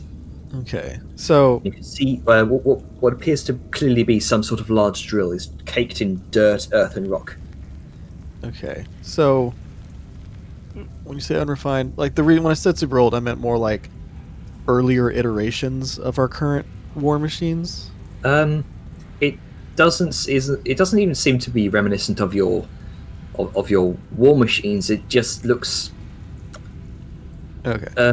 They copied. Made their own. something like that. Perhaps some sort of parallel. I guess you could call it a technological evolution, if you will. Nice. I look into it's like, are there any runes? Is there any writing? Is there a door?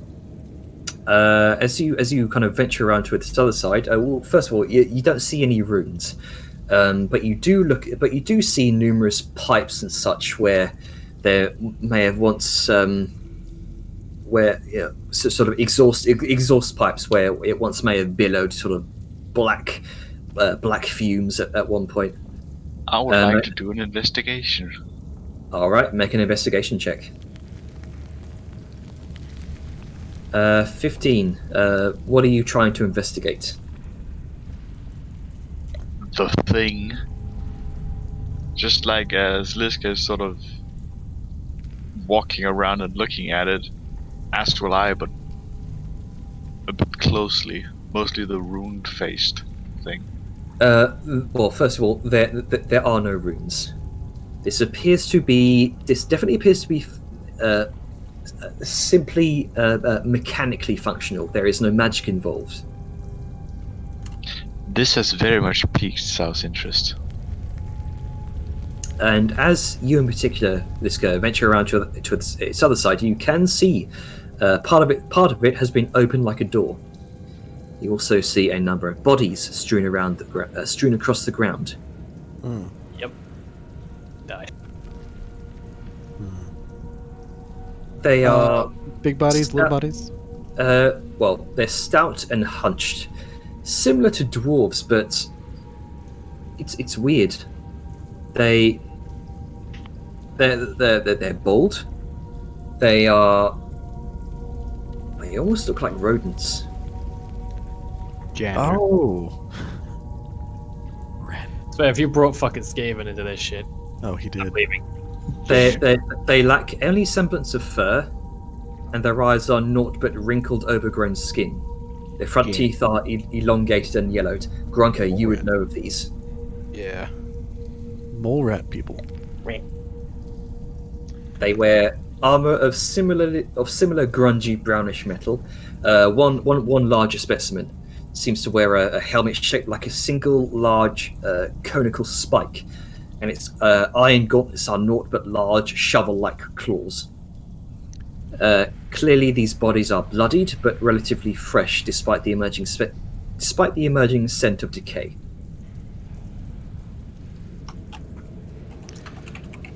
gonna walk up to one of them and just gonna. Poke the body. Slap it. Now,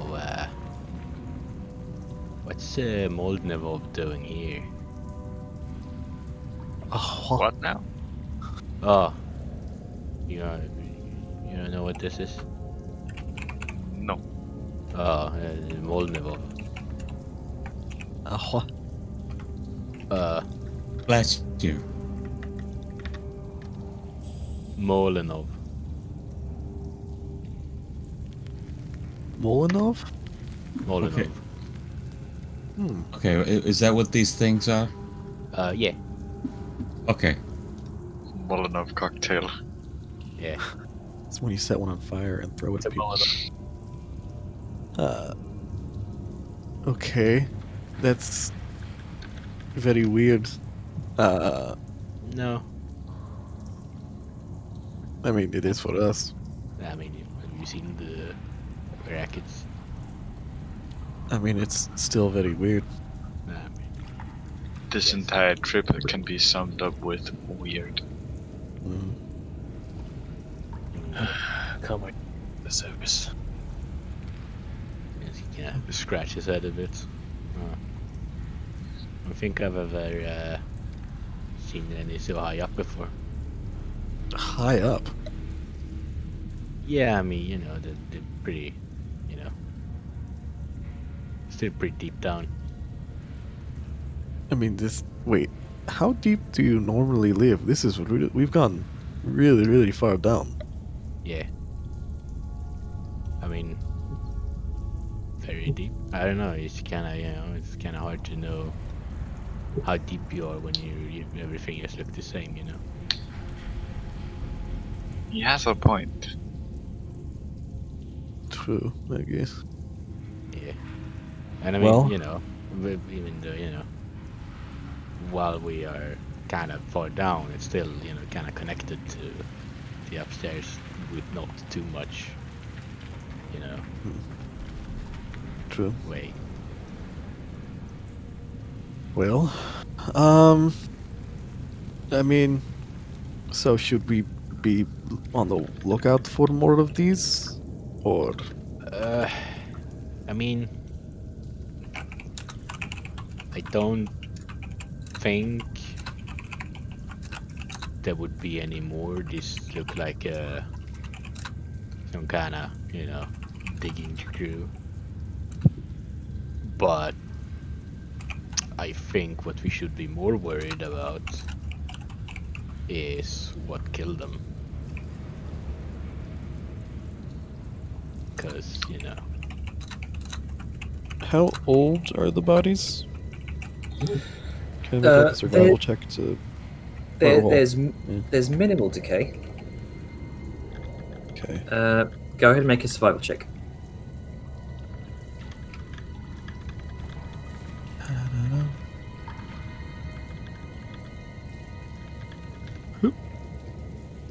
Sao begins to look towards the tendrils after having looked over this machine and then looking to the bodies. She just sort of squints her eyes a bit before sort of tapping Vellum at the leg. Yeah.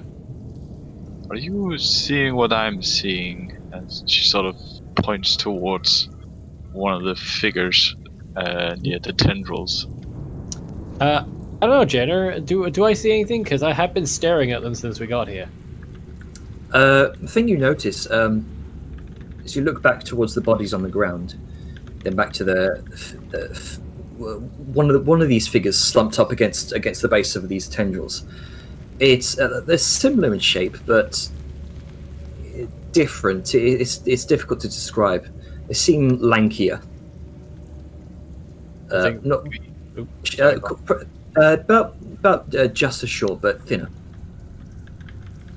you think more of them lot came up here and sort of gestures to the one she pointed out ended up like that? Let's see. Let's go with a 15. These bodies look few days old. Okay, I share that information with the group. So they died. And likewise, Sao would point out to Liska that might be that our company is quite alive in some form. Let's go. All right, that looks like a corpse. Are you saying it's undead or what? Perhaps? I don't know. That's What makes you say it's alive? it's standing upright, but slouched against the tentacle. It's sat. The bodies that you can see kind of sat on the ground, kind of slumped back against the tendril. Okay, wait, hold on. I'm slightly... So, we have here, which is where the machine was, and that we're discovering, and the body that Liska looked at. And then the Sal sees other bodies near the tendrils? A couple of bodies slumped up against the base of some of these tendrils. Closest one she can see, or the closest one she's pointed out would be this one. About 80 feet off. Alright, I can't really see that far away, so... It's the closest one kind of dim light from the crystals themselves.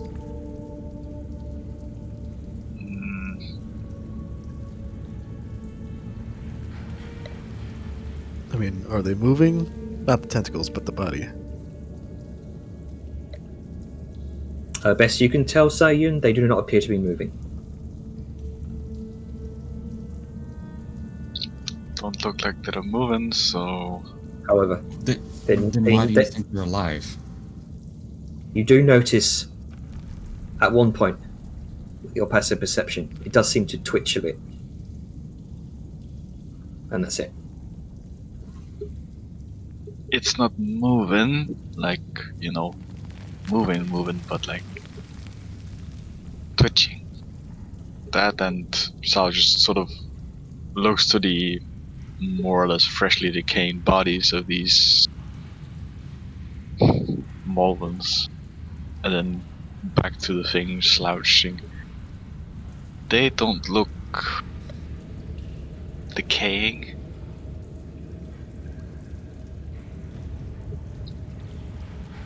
Maybe we should stick around to find out if they're alive or not. Yeah, what I'm getting from this is that no matter what, we want to stay away from the tentacles. Agree. Well, I guess everybody, real quick, look for anything interesting on these bodies, and she motions to the ones that are still by the machine. And then let's go.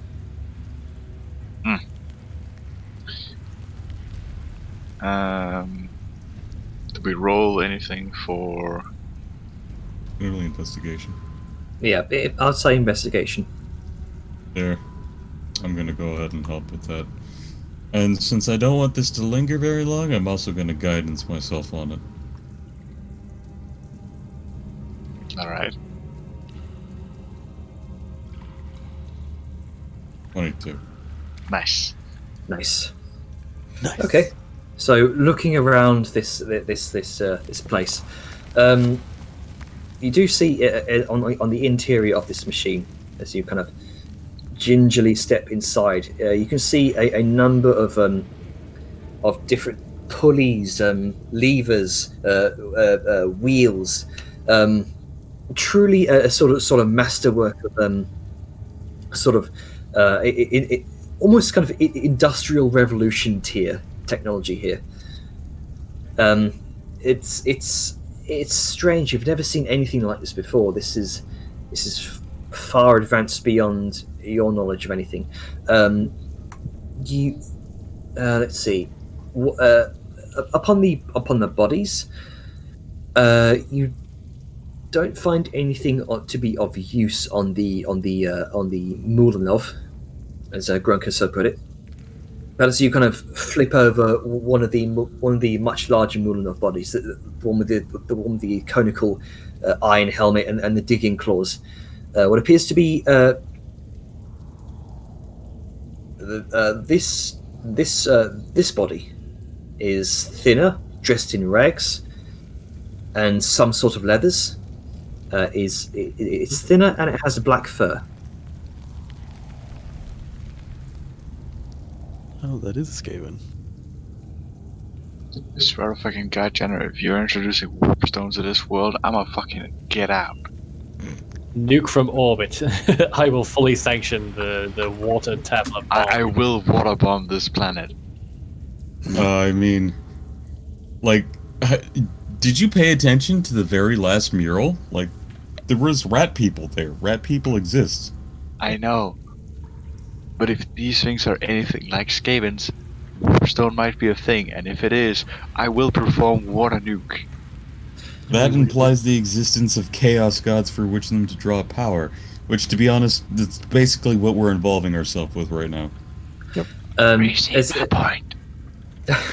As you continue looking at it, this strange creature, it looks like a short humanoid rat. You've never seen anything like this before. Grunky, you're also familiar with these creatures. Look, it's kitchen. Skitch. Kitchen? What? No, it's skitch. Gross. Skitch? Skitch. Sketch. No. Sketch. Skitch? Sure. Hang on. That's Gunka spells out. Yeah, Skitch. Is that what they call themselves? I don't know. Why did you say... Okay, Grunka, thanks for the contribution. Good work. Because Do I it's find dressed anything in, on the bodies? it's dressed in what looks like this sort of dark leathers, dark hood. Looks like it may have been carrying a set of bloodied knives, and you can see on its finger what looks like some sort of ring. I shall take the ring. Okay. Had some nasty knives on it, covered in blood. Possibly means recent, conflict. Either that or he did himself in. Even more terrifying if that is the option. Sayun, can you examine this ring for any magical nature? Alright. And I don't want to linger too long, so fuck this shit.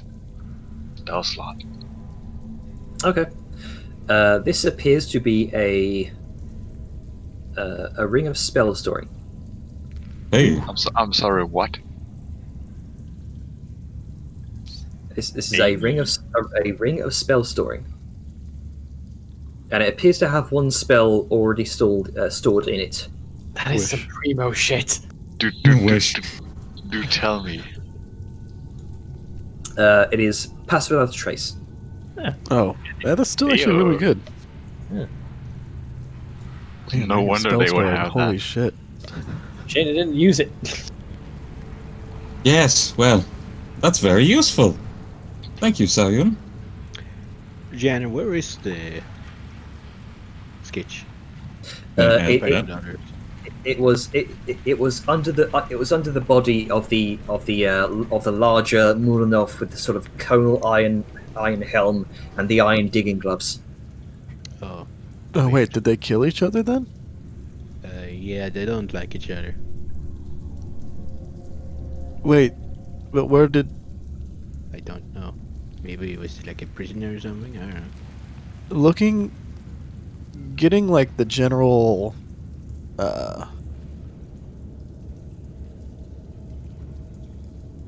getting the general body shape of the sketch, and the Molinov. looking at the bodies by the tentacles, do they look more like Skitch than Molinovs? They look more like Skitch than Molinovs. Okay. And some of them also look like Molinovs. It seems to be a mixture of the two. Oh. Are Skitch more? Do Skitch tend to be around here, Granka? Or are they also deeper down? Like, Oh, no, they're not really deep down. The Molinovs kind of, when they broke free from their, you know, probably wouldn't call it slavery, but it was, Yeah. it was kind of, not a very good relationship they had. But yeah, when they broke down, they kind of just went downwards, and the Skitch just kind of lived in their ruins. Well, all right then. Noted. Yeah. Tora just kind of said, I feel like we're missing a lot of context here. Oh, so the kitchen had they were like they and the Molinovs kind of lived together in a sort of society, but the Molinovs were kind of the working class, and this Kichi was kind of like the upper class, and then the Molinovs kind of had a bit of a revolution, and then they formed their own like party and stuff like that, and then they just kind of left, and Kishin didn't really have any workers anymore, so their whole like society they had built up just kind of collapsed. So they're kind of I don't really know what to call them anymore. Huh. Well, okay. I guess we can, are we going to at least... I think we should leave. Yeah, we should leave. Hmm. We do what we came to do, got something extra, but yeah, fuck this. Let's get back on the boats and keep moving. Ooh, beach. Yeah. It's very weird that they're here. But I don't know, they're weird. Like, we don't really like I the totally- Molinovs yeah, I mean the Molinovs we've kinda, we've talked a bit too, but they're a bit Oh, they're ugly. no. It's Just more like- that they're a bit a bit extreme in their, ideology. No, I meant the image for the for the racial bio. Oh, Like no. like naked mole rats. They're just fucking ugly. Yeah. Immune to cancer, but fucking ugly. Anyway, Yeah. But yeah, we don't really, we have done a few things with them, but they're a bit, a bit extreme. Mhm. So we don't really interact with them too much unless we have to. And the sketch are just, scum. Hmm. So we don't really, we just steal everything and eat everything. May I make a suggestion? Okay. We talk on the Yeah, boat. not be here anymore. Yeah, talking on the boat sounds good. That's Let us go already standing on the boat. I think it's kind of cozy. on the boat. Yes, Yeah. Boat. very Boat. cozy boat. Boat. All right, so one by one, you all make your way onto the boats. 2 by 2, I think you'll say. Hurrah, hurrah. So I need to come up with some racial traits for the Skitch and the Molinov now. Oh no, are they playable races now? Yep. Oh no. Good shit. Full of rat people. Yeah. need to make myself a rat rogue. Red Road. Rat rogue. Oh no, it's a Getter Runner. I regret being inquisitive. I regret coming to this island. I mean, if we were just like, tentacles, weird things, fuck it, let's keep going, and then we never found out about the rat people. Yeah. Yeah, I mean, unless you ask Grunka, then he would probably tell you. Grunker knows a lot. Yeah. Yeah, Grunk is actually surprisingly intelligent for a fucking idiot. Yeah. I mean, he has like a. Doesn't he have a decent intelligence score? 8. Okay, never mind. Yeah, that's what I'm saying. Yeah. I mean, it's also just like you would know, like you as an American would probably know about, Brazilians.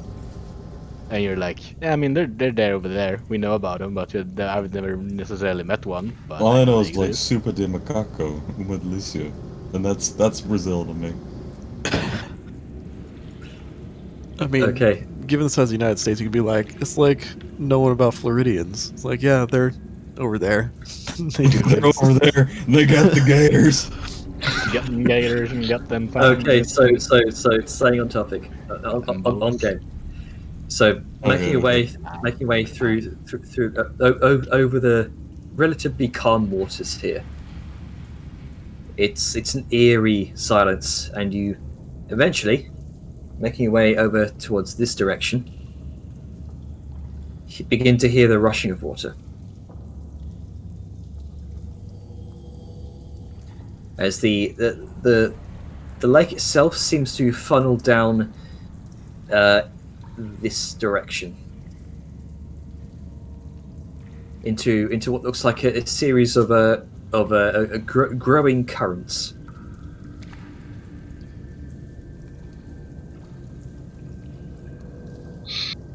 And you have a moment to yourselves in the eerie silence of the cave. I've lost where we are and I'm terrified. Oh. There we are. So you said something about water currents? Yes, current. Best you can tell, lacking to having the effort to row, it kind of eases up a bit as you find a current is now taking you down this way. Would I know about rapids? Yes, most sensible people would. I'm just being sure, because I mean, I am from a very particular part of the world. Maybe we should take this careful. This could pick up an end. I do agree. Alright. Gonna just hold on to boat and all sow.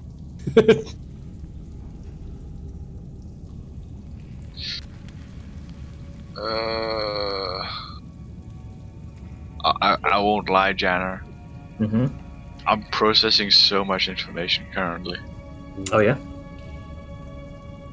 I don't want to go into war, and I know you don't either.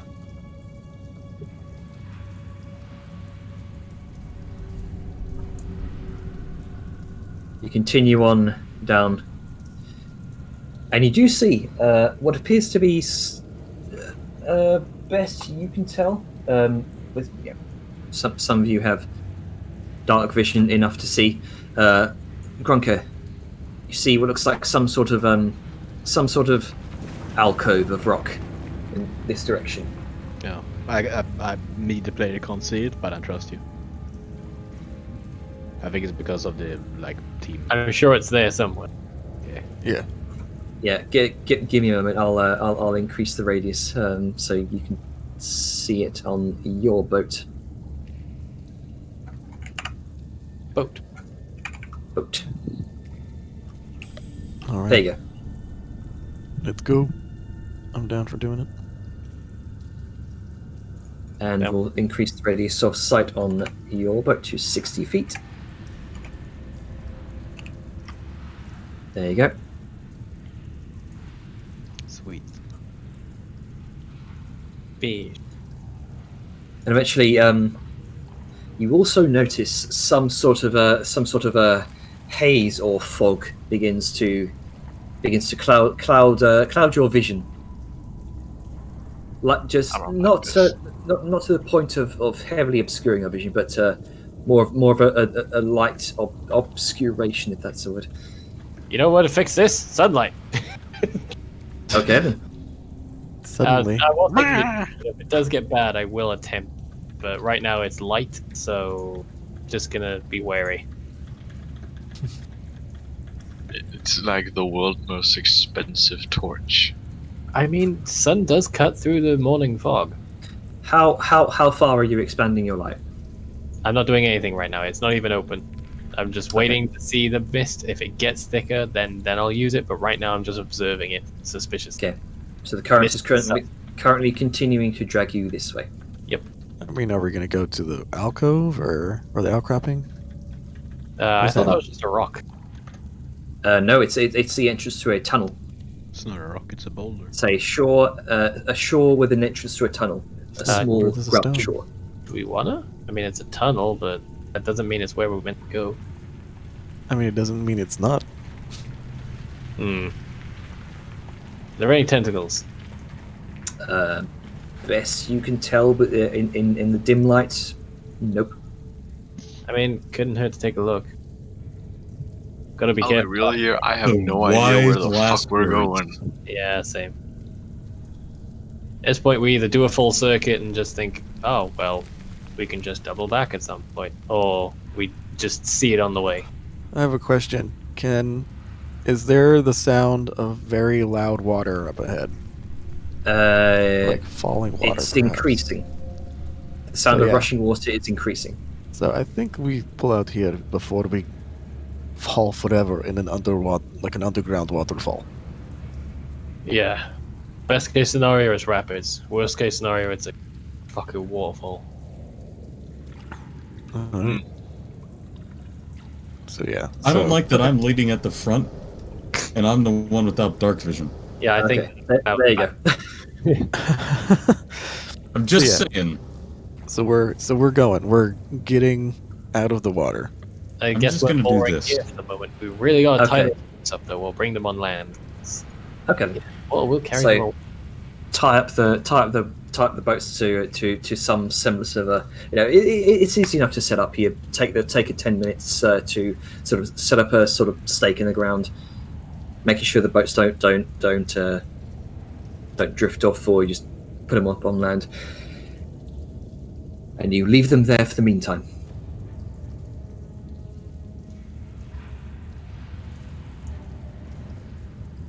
Okay. So I'll stick you all in one group again.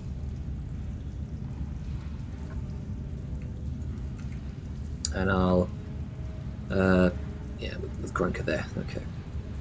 I'm trying to think of things to do or say, but I'm With rats on the brain. yeah. Too many of us, really. I'm processing a lot of information right now.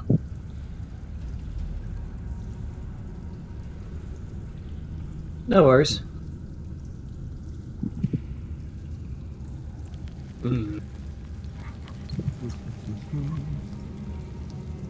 So what are you guys doing? Liska is looking at the jewel and just like, Yes, Steve. I guess you might have to leave it. Who knows? We might be back here soon enough, or we might come back to rest, and then we can boil it then. Yeah. Are the boats like dragged up on the stone, or are they still in the water? And it got dragged up onto the gravel shore here. Okay, Okay. good. Good.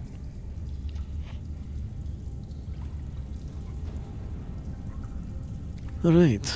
Well, yeah, let's head on forward. All right then. Making your way forward through the cave. Hey, there's a light up ahead. We're going the right way, yo. You do indeed see a small gesture of some sort of firelight up ahead.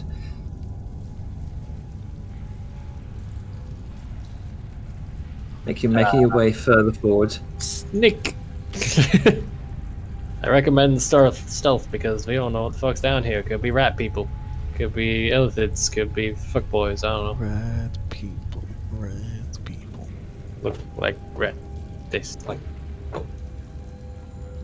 All right, so okay, everyone, go ahead and make a stealth check. All right. I assume it's pretty dark here. It's pretty dark. You're getting into darkness territory before you hit the light. I'll be snuffing Holy out shit. Doesn't matter. Oh damn! Let's go. In her mithril armor. a ghost. Sao is just out of it. Well, 16. now that Liska doesn't have to do what she's got to do, I can use the guidance on myself. Mhm. As God, I need it. Even the guidance of the gods can't save you. Are we still okay. lit up like a Christmas tree? Is the important question. Are you? 'Cause that kind of fucks stealth chance. Dark. Do you That's still true. have? You still have your lights up? Has it been an hour?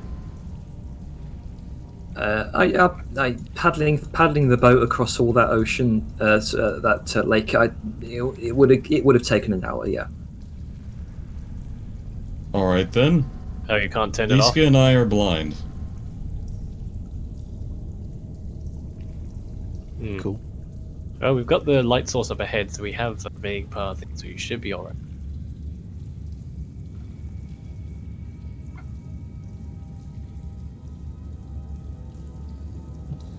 Good stuff. Okay, so that is 4 successes, 3 fails.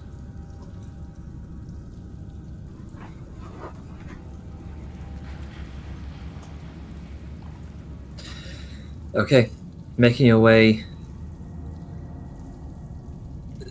as stealthily as you can. Liska is just completely silent. There is no heavy jangling of the plates as you previously heard her before when she attempted to sneak her way through the caves. But now it is just eerie silence from Liska. And you even impress yourself. I do. I really do.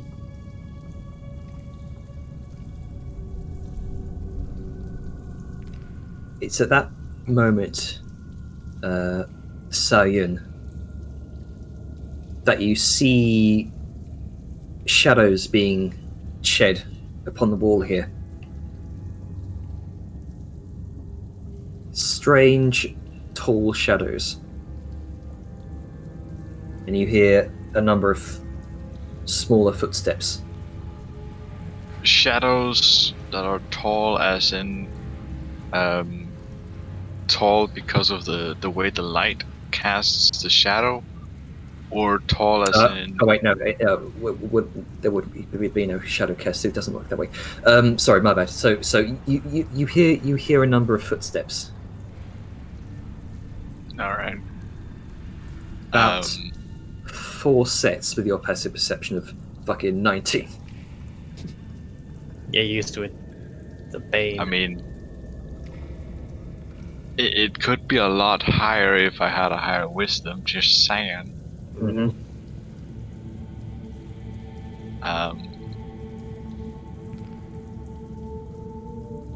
Can I hear if the footsteps are clad with footwear or just barefooted, maybe with claws or something? You don't hear any claws. You do hear it might be linen shoes. So not red. Right. That's something.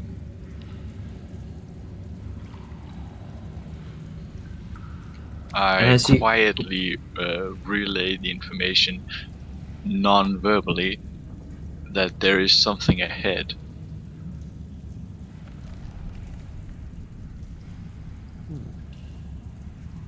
and in case Liska needs to know as well, which she likely does, Sao will tap her on the arm, and using Liska's own palm of her hand, trace out 4 lines, and then make a pointing thing in the direction they're going, to indicate, 4 sets ahead. All right.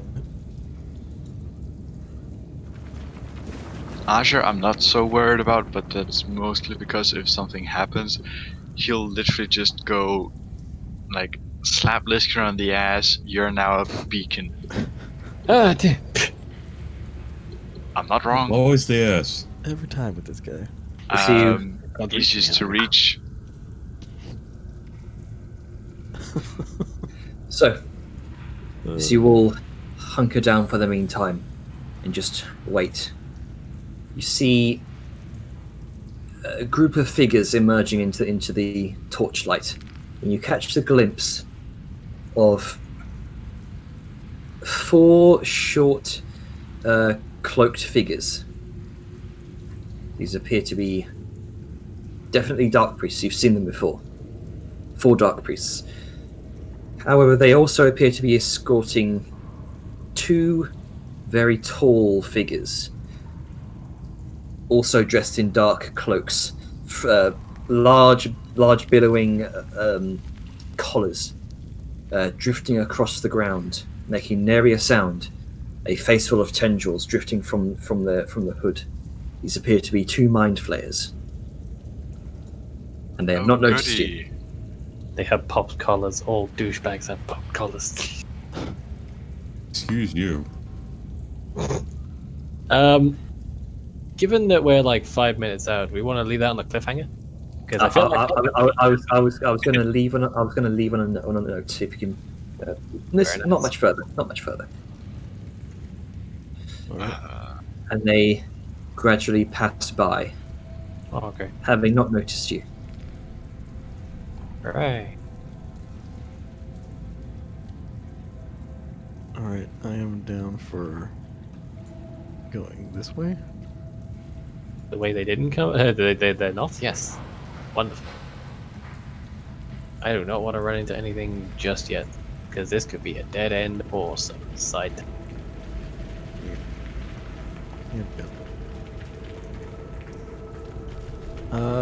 So yeah, I guess we're going to slowly sneak forward and hook a left. All right. Make your way down the tunnel. You come across the edge of the water. Oh. Well, Alright, we've already been here, so Oh, is this If the we- other path that we could have taken? Oh, well. Oh, so that means we have to go this way? well, I mean, may as well find out where they went. If it comes to worse, we'll just back the fuck up and leave. Okay. Making your way down this way towards the intersection, back where you came. We are indeed Really making our way downtown. Indeed. Walking slow. Don't want them to know we're here. No. God damn. why? Because fuck you. It's a habit. Making your way, a bright orange glow, bright purple glow, begins to emit from the cave, from what appears to be the exit to this cave, and you. Let's see. Let me just.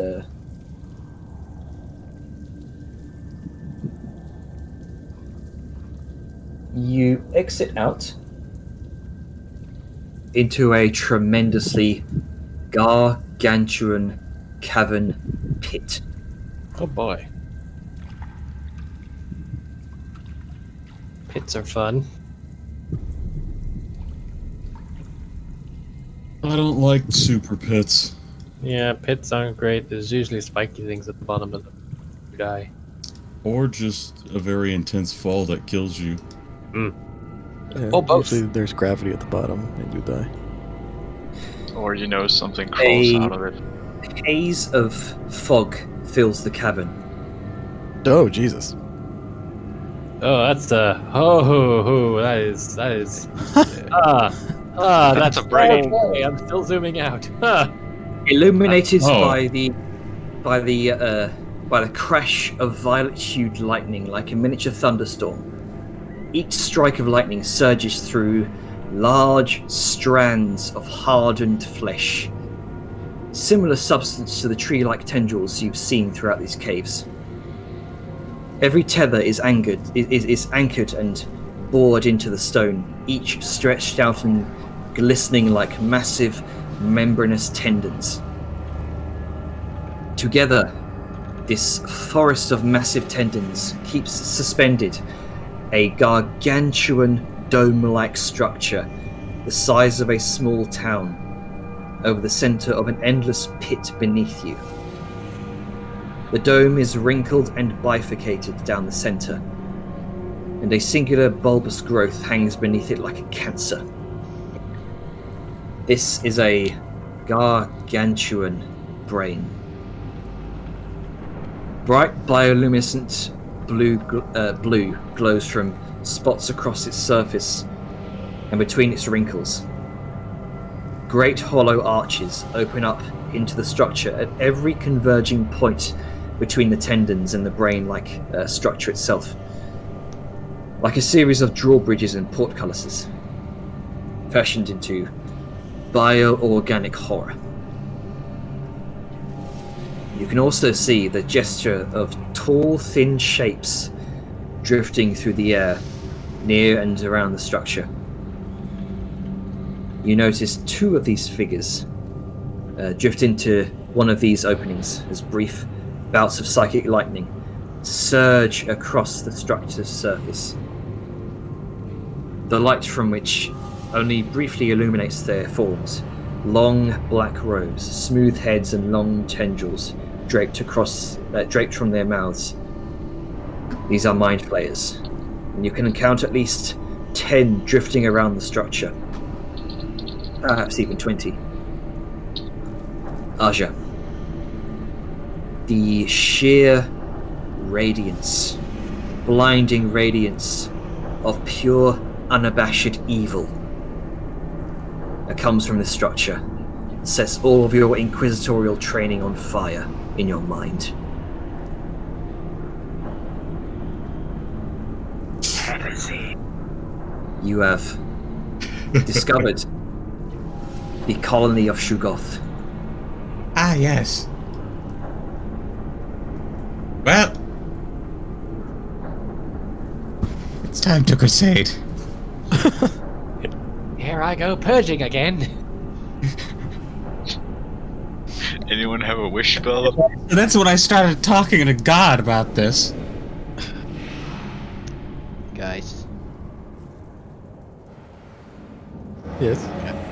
it's big brain time. Galaxy Oh, yeah. I hate you for that, but at the same time, well played. Do you think they have a theater district where they have big brain plays? No, that's the science district. That's where the big brain happens.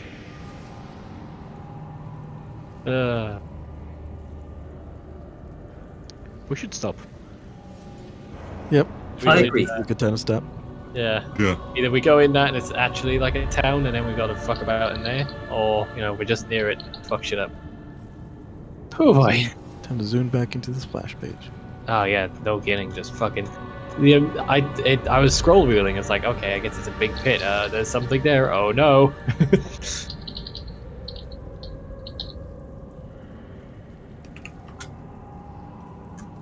Alright. Good times.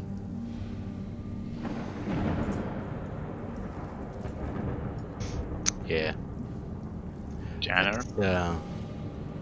Sure is something. Janner, what the fuck?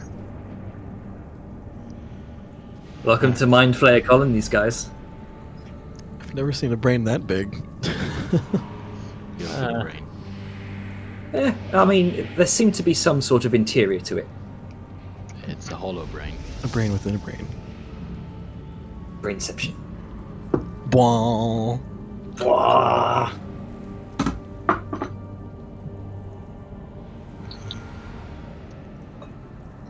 Yeah. So next week's going to be fun.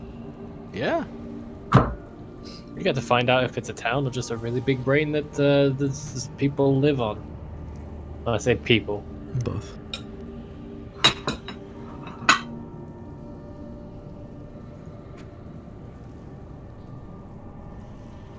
All right. Does anyone have anything to say? Or is everyone fuck you. a bit overwhelmed? I got 3 words for you. What the fuck? First, spoopy water adventures, then spoopy rat corpses, the existence of rats, and now big brain.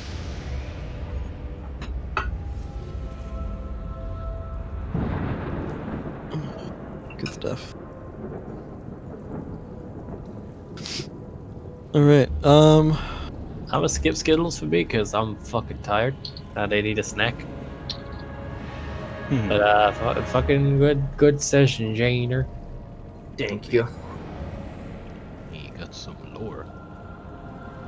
Yeah, there's some good lore. I do have a Skittle. If we want to do skills. Do your skills if you have Sure. them. Couple things that came into mind. First off is the clarification of Z-axis movement is always going to be a good thing, because figuring out, what is it to move here and move there is very confusing whenever we start trying to calculate it. In some instances, it might be worthwhile to consider just doing everything in right angles, just because at least that way it's consistent. Okay. It's just a thought. It does, of course, make things a little bit bigger, but it also adheres us to, like, being stuck to the grid. And, it's just one of those things. We can think about that, but that requires planning, and it's a little more difficult.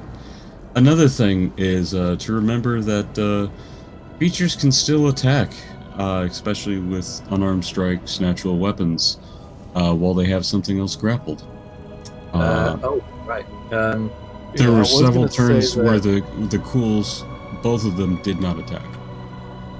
Well, the one that attacked Liska just didn't do anything, but yeah, you're right. The one that had Sao, it seemed like every time you attacked and you hit with the first one and grappled, you didn't do the second attack.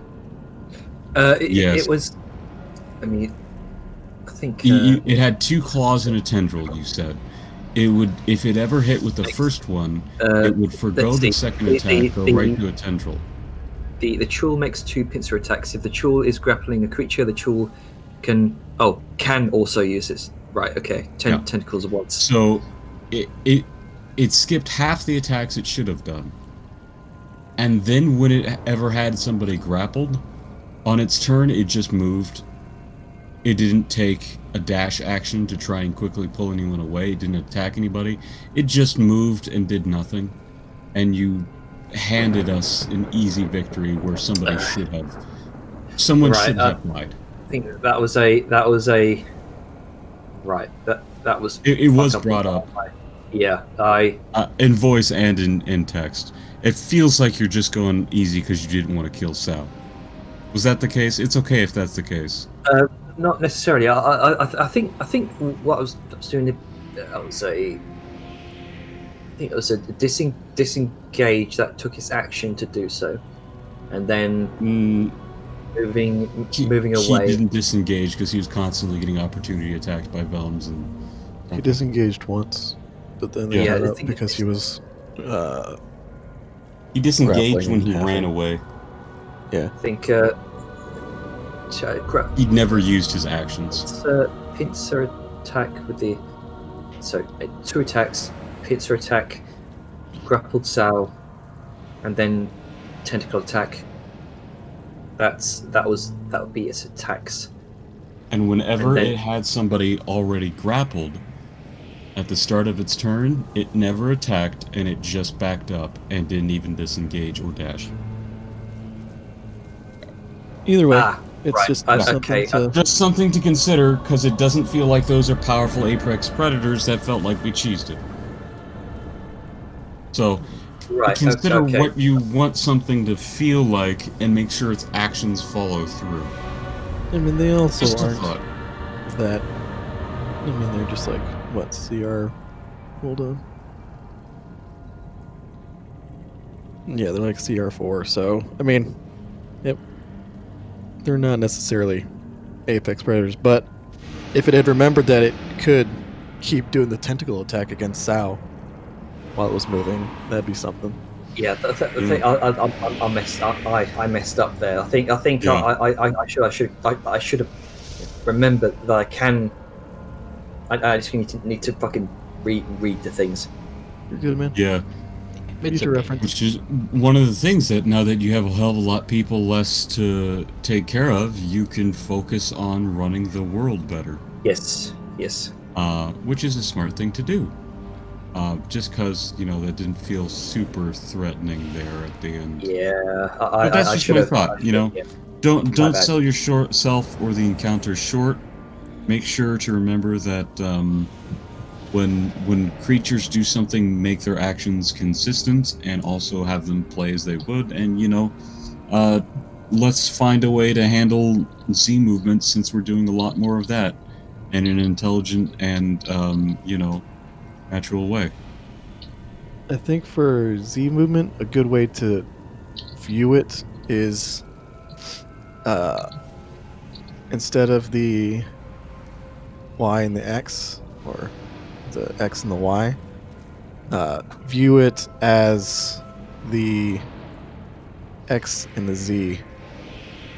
So, like, with Vellum, Vellum was right here, and there were stairs to go down, so you can, from that point, here, stairs go down, and then, that. And that can definitely help, just visualize from a different angle. Yeah. Especially That is if you're one of the working- things that could work well. Because that's what I was especially trying if to do you're in my working head. 3D modeling, that's a good way to do it. Yeah. I need to 3D model all my maps now, do I? No. That's why I was thinking, the possibility of just having everything done, in right angles. If we do that, you move to the place and then you swim down. Of course, that's another 15 feet of movement. It is more movement that way than if you, of course, cut a straight line. But it leaves no questions. I'm not saying that's exactly what we should do, or that's the best thought. It's just that comes to mind for, a way for us not to have to spend 10 minutes trying to figure out how much it actually is, and then difficult terrain. Because that is a consistent theme, I notice. Yeah. Difficult terrain. Yeah. I mean, hey, water. It sucks for many reasons. It does. I mean, no swim speed, you're gonna have a bad time. Yep.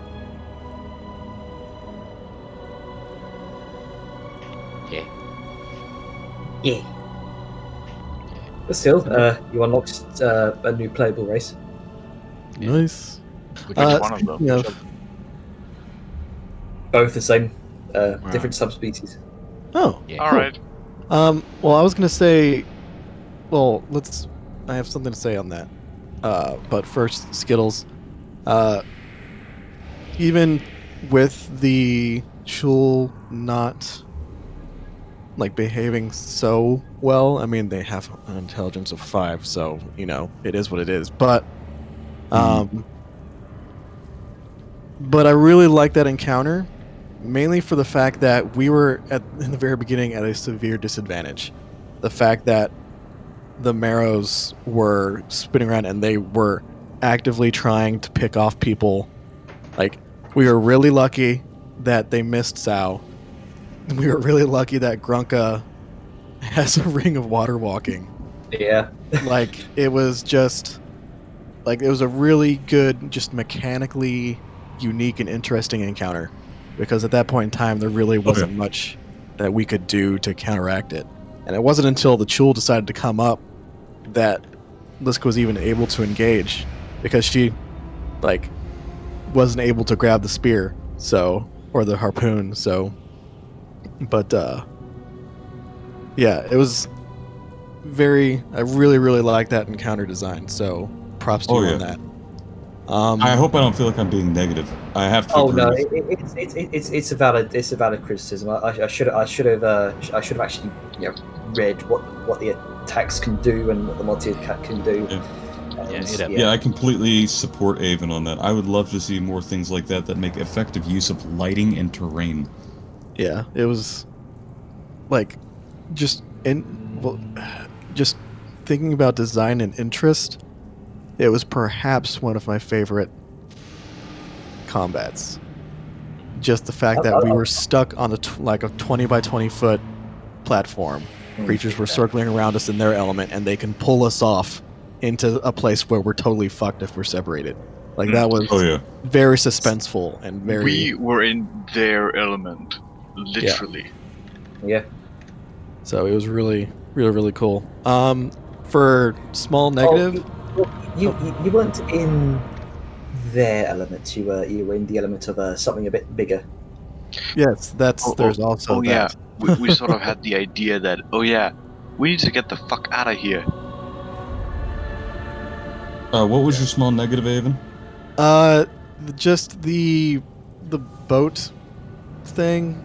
Like, I mean, I understand some wisdom to wreck, but like even dumb people, well, not even dumb. Like Liska's not dumb, but just normal people know how to row. But if you're gonna put someone who is huge, strong, and able to fight currents with just strength alone, I feel like that's better than just a flat wisdom roll, or also just a flat dex roll whenever we were going through the rapids before crashing into the thing. Like that just,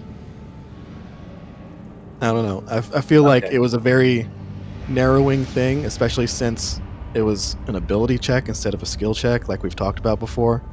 Okay, but so yeah, I can see your point. So that's fair. Yeah. But yeah, just, I mean, it's a small thing. Nothing too big. Other than that, I think it was a fun session. Yeah. Very fun. I think there was one thing that with the ring of water walking, I don't know exactly how it works, and I don't think there's any like proper clarifications on it, but there have been people who are like discussed and talked about it, that you could be pulled under if you have it, because you're technically not walking on it. But again, I think that's something that's very much just up to the DM to decide how it works, because there is no actual like proper clarification. It's the same thing with normal water walking. Like if someone grabs you by the feet and pulls you under, are you technically like able to walk like that? Or if a wave hits you, like will you just tumble around there, or will the wave actually pull you under? Like that's there's a lot of things like that. I think the wave thing's interesting because it's getting you from above. Yeah. So, but also in water walking, the reason I was like, oh, he's getting pulled and whatnot is because, and you're right, this is very much DM decision, because it says while we're in the ring you can stand but also and move across any liquid surface. So that means to me, like falling prone, you can move while prone, you can jump, you can do all that stuff. So I think it's a fair point, I will say, because if it's ruled like it's like a physical barrier, would that mean that if you got caught under a wave, would you just get crushed to death? Yeah, I don't think. Because I think that, but I mean, it's a weird thing. Yeah, it specifically said that while wearing this ring, you can stand and move across any liquid surface as if it were solid ground. Yeah, I think in that case it's more the feet part of the equation. Like if a wave came along and knocked your ass over, then down you go. Yeah, because Yeah. I think there's Like And also, if you think about Like- it, like- as soon as like the wave Bruce- crashes, it's no longer a surface. yeah, Yeah. technically, Exactly. it always depends. Like I would imagine it's more like that scene in Bruce Almighty where he's standing on the water. Like he his hands can still kind of permeate the water. Then Yeah. wouldn't I Grunka also being think that's pulled a into the water willing- flopping on his back, if it's just his feet, yeah, wouldn't he that's the then thing. fall because he's not actively moving Yeah, but it's across like, the water? yeah. I mean, you stand. can stand as well. It says that you can stand and move across the liquid, so you can just stand. But yeah, Yeah, It's rather very than just standing also- still, that makes me think you have to have your feet willingly and purposefully planted. yeah, because it's just like I said, I've linked the thing where people have talked about it a bit. Well, and regardless, I think it Yeah. might be worth talking about this after Skittles. Fair. Does anyone have anything else they want to say? Or Holy fuck, that brain is big. Yeah, that's a thick ass boy. yeah, I have a sandwich. What do you what's on? Sandwich. Oh, he has a sandwich. Sandwich, got it. Let's see, Sandwich what else? between Liska's thighs. Fucking. hell yeah. That brain is thick with Q's. Thicker with IQs. think thinking- with several Ks. I'm thinking just by look, it might be a structure that's situated on a ley line, which would be interesting if it was. Let me just post the image in party chat. Are we done with Skittles? Are you? Right. Let's I mean, I say don't have anything to say anymore, but I do have, again, as I was saying, suggestion-wise, I would potentially. So they're the same race, different sub-race. Okay. I'd suggest probably, if we're basing it off things, maybe look at the Tabaxi as a like a base race to base it off of, and just kind of adjust from there.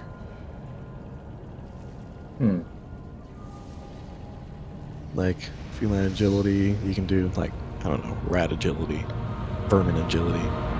Cat's claws can be like I'll rat teeth. I'll think of something. Or digging claws or something. Oh, that'll be I don't know. So it's, You can make the mole ones based off of the Minotaur, and instead of goring, whatever, Give- goring give herring them horns, give it's like a blind sight immunity to blind, and perhaps a slow burrowing speed. I Yeah. will say this: if you give them a burrowing speed, do not go above 10 feet. No. The moment you give them a burrow speed that equals normal move speed, shit becomes really fucking fast. If Oh yeah. if some guy makes a monk, Mm-hmm. Fucking Yeah, burrow to the zombie center of the earth in fucking 2 hours. All right. Are we all done? yeah. All right. I look forward to next session. All right. 3, 2, 1.